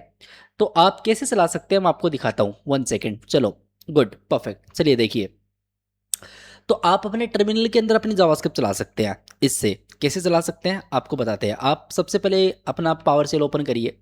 तो ये आपका पावर सेल, यहाँ से इसको ओके करके आप ओपन कर सकते हैं। अब अगर आपने थोड़ी देर पहले देखा होगा, यहाँ पे अगर मैं लिखता हूँ नोड नोड डेस वी सिटमैन, ठीक है, आप यहाँ पे लिखोगे node dash v hyphen v kind of, enter मारिए, तो आपके सामने ये चीज़ आ रही है। परफेक्ट, ये चीज़ आपके पास आ रही है। गुड, तो ये चीज़ बढ़िया है, इसमें कोई दिक्कत वाली बातचीत है नहीं। लेकिन अब इसको सब कुछ क्लीन करते हैं, और अब हम लिखते हैं फाइनली नोड, ओनली नोड लिखते हैं, आप इंटर मारिए। तो अब आप देखोगे यहाँ पे, तो आपके सामने यहाँ पे क्या आ रहा है, आपके सामने यहाँ पे टाइप डॉट हेल्प करोगे तो फॉर मोर इन्फॉर्मेशन, अगर आप यहाँ पे डॉट एंड हेल्प लिखते हो तो आप और ज़्यादा इसमें इन्फॉर्मेशन यूज़ कर सकते हैं। यहाँ पे आपको ब्रेक क्लियर एक खुद का इसमें एडिटर मिलता है, जहाँ पे आप इंटर एडिटर मोड में जा सकते हैं। डॉट एग्जिट लिखोगे, डॉट हेल्प लिखोगे, डॉट सेव लिखोगे, काइंड ऑफ काफ़ी सारी चीज़ें तो आपको देखने को मिल जाएंगी, ठीक है, बढ़िया। लेकिन अब हम क्या करना चाह रहे हैं, यहाँ पे हम किसी के अंदर भी नहीं जाना चाह रहे हैं, यहाँ से बाद में देखेंगे नेक्स्ट वीडियो के अंदर, अभी आप देखिए। तो गाइज ऐसा सा है, और एक मैसेज आ गया था, उसका रिप्लाई किया अभी, ठीक है, पर कोई दिक्कत नहीं है, मैसेज ज़रूरी था, वो करना चाहिए था रिप्लाई, ठीक है, ओके, कोई नहीं।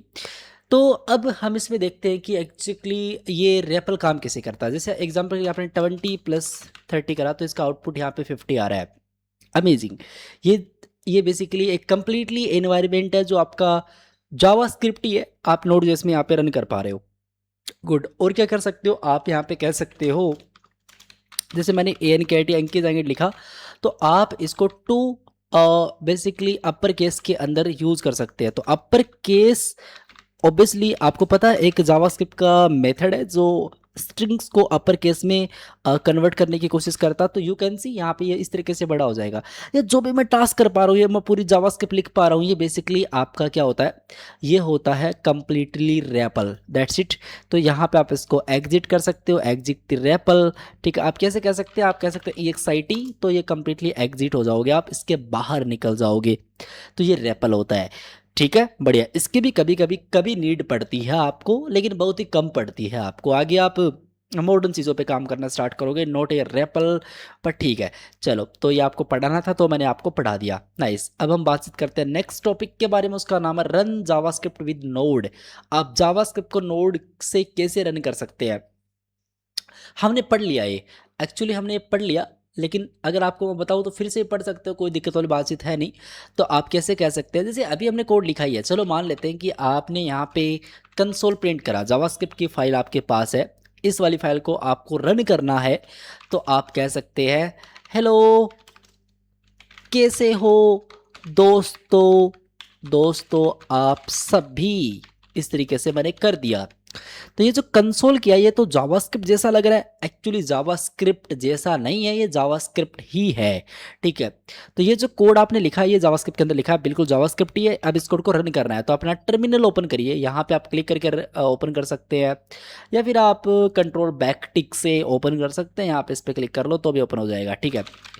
एक सेकेंड, तो 1 सेकेंड सॉरी। तो ये जो टर्मिनल आपके पास यहाँ पे आ रहा है, इस टर्मिनल के अंदर आप सबसे पहले नोड जेएस फाउंडेशंस के अंदर हो, यहाँ पे आपको किसको रन करना भाई साहब, देखा था आपने ये, लेकिन फिर भी देख रहे, हमको लिखना पड़ेगा नोड, क्योंकि फाइल का किस नोड अब किसको रन करेगी, जावास्क्रिप्ट की फाइल को रन करेगी। तो आपको लिखना पड़ेगा कमांड में नोड, एंड आपको लिखना पड़ेगा index.js।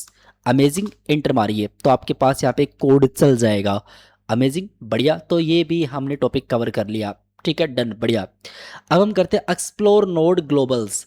तो अगर आप नोड ग्लोबल्स की बात करते हो, तो नोड जेएस कुछ आपको ग्लोबल ऑब्जेक्ट फंक्शन प्रोवाइड करता है। हाँ, कैसे आपको समझाता हूँ मैं, सुनिए मेरी बात सुनिए, आपको समझ में आएगा। जैसे कि आप यहाँ पे ग्लोबल चीज़ें आप यूज़ कर सकते हैं। एग्जाम्पल के लिए आपने यहाँ पे कंसोल प्रिंट करा, ठीक है, आपने यहाँ पे लिखा डायरेक्टरी नेम आपने प्रिंट करा इस तरीके से, तो डबल आपने अंडरस्कोर लिखा एंड डायरेक्टरी नेम प्रिंट करा, ये बेसिकली ग्लोबल ऑब्जेक्ट है, ठीक है। तो आप कैसे कर सकते हैं, आप अब इस कोड को चलाइए, तो आप फिर से node and index dot JS लिखिए, ऑटोमेटिक आपने लिखा नहीं, आपके पास कैसे आया, मैंने जो ऊपर जाने वाली की, लेफ्ट राइट वाली और बॉटम वाली की जो होती है, उसमें से मैंने ऊपर वाली की दबा दी, तो ये ऑटोमेटिक आ चुका है।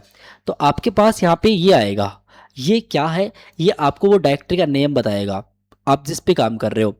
अब एक आपके पास होता है, यहाँ पे बहुत सारे होते हैं, जैसे आप यहाँ पे लिखते हो सिंपली फाइल का नेम क्या है, ठीक है। अगर आप फाइल का नेम लिखते हो तो फिर क्या होता है कि आपके पास वो फाइल का नेम भी आएगा आउटपुट के अंदर। देखो आपके पास वो फाइल का नेम भी आ रहा है, अमेजिंग। आप अगर यहाँ पे लिखते हो प्रोसेस, इसको हटा के अगर आप लिखते हो बेसिकली प्रोसेस, तो आपके पास क्या होगा, आपके पास यहाँ पे प्रोसेस आएगी। प्रोसेस के अंदर आपने क्या क्या किया है यहाँ पे, सेकेंड, 1 सेकेंड, सॉरी। तो ये पूरा कोड यू कैन सी, आप का पाथ क्या है, एक्सपोर्ट क्या कर रहे हो, फाइल कौन सी है, लोडेड फॉल्स से सारा डेटा काइंड ऑफ प्रोसेस के बारे में आपके पास यहाँ पे आ जाएगा। अगर आप प्रोसेस में निकालना चाहते हो, प्लेटफॉर्म निकालना चाहते हो, यहाँ पे देखो बहुत सारी चीज़ें हैं इसके अंदर, बहुत भयंकर भयंकर चीज़ें आपके पास यहाँ आ रही हैं। प्रोसेस के अंदर सारा डेटा ये आ चुका है कंप्यूटर का। अगर प्रोसेस में आप प्लेटफॉर्म निकालना चाह रहे हो तो फिर आपको प्लेटफॉर्म भी मिलेगा। तो आपको थोड़ा सा जूम करना चाहिए यहाँ पे, ठीक है। और अब आपको लिखना चाहिए कि node and index dot JS. 1 second, control, सबसे पहले थोड़ा सा इसको ठीक करता हूँ मैं, CLS, और हल्का सा जूम करते हैं, ओके। और अब मैं लिखता हूँ यहाँ पे 1 सेकेंड, 1 सेकेंड, यहाँ पे हल्का सा जूम करते हैं, बढ़िया। अब यहाँ पे लिखता हूँ मैं सिंपली नोड एंड फाइल का नाम है इंडेक्स डॉट जेएस, इंटर मारिए तो Win32 आ रहा है, क्योंकि आपका जो प्लेटफॉर्म है Win32 है। अगर आप यहाँ पे वर्जन लिखते हैं तो वर्जन का मतलब क्या होता है, वर्जन का मतलब होता है कि आप यहाँ पे वर्जन देख सकते हैं कि आपका प्रोसेस का जो वर्जन है वो कौन सा है, ठीक है, अमेजिंग। तो ये सारी चीज़ें होती है। आई होप आपको ये सारी चीज़ें समझ में आ चुकी होंगी। अब हम बातचीत करते हैं नेक्स्ट टॉपिक के बारे में, और नेक्स्ट टॉपिक क्या है उसके बारे में बातचीत करते हैं। चलिए, तो नेक्स्ट टॉपिक है वो क्या है, देखना पड़ेगा भाई साहब क्या है, सुनिए।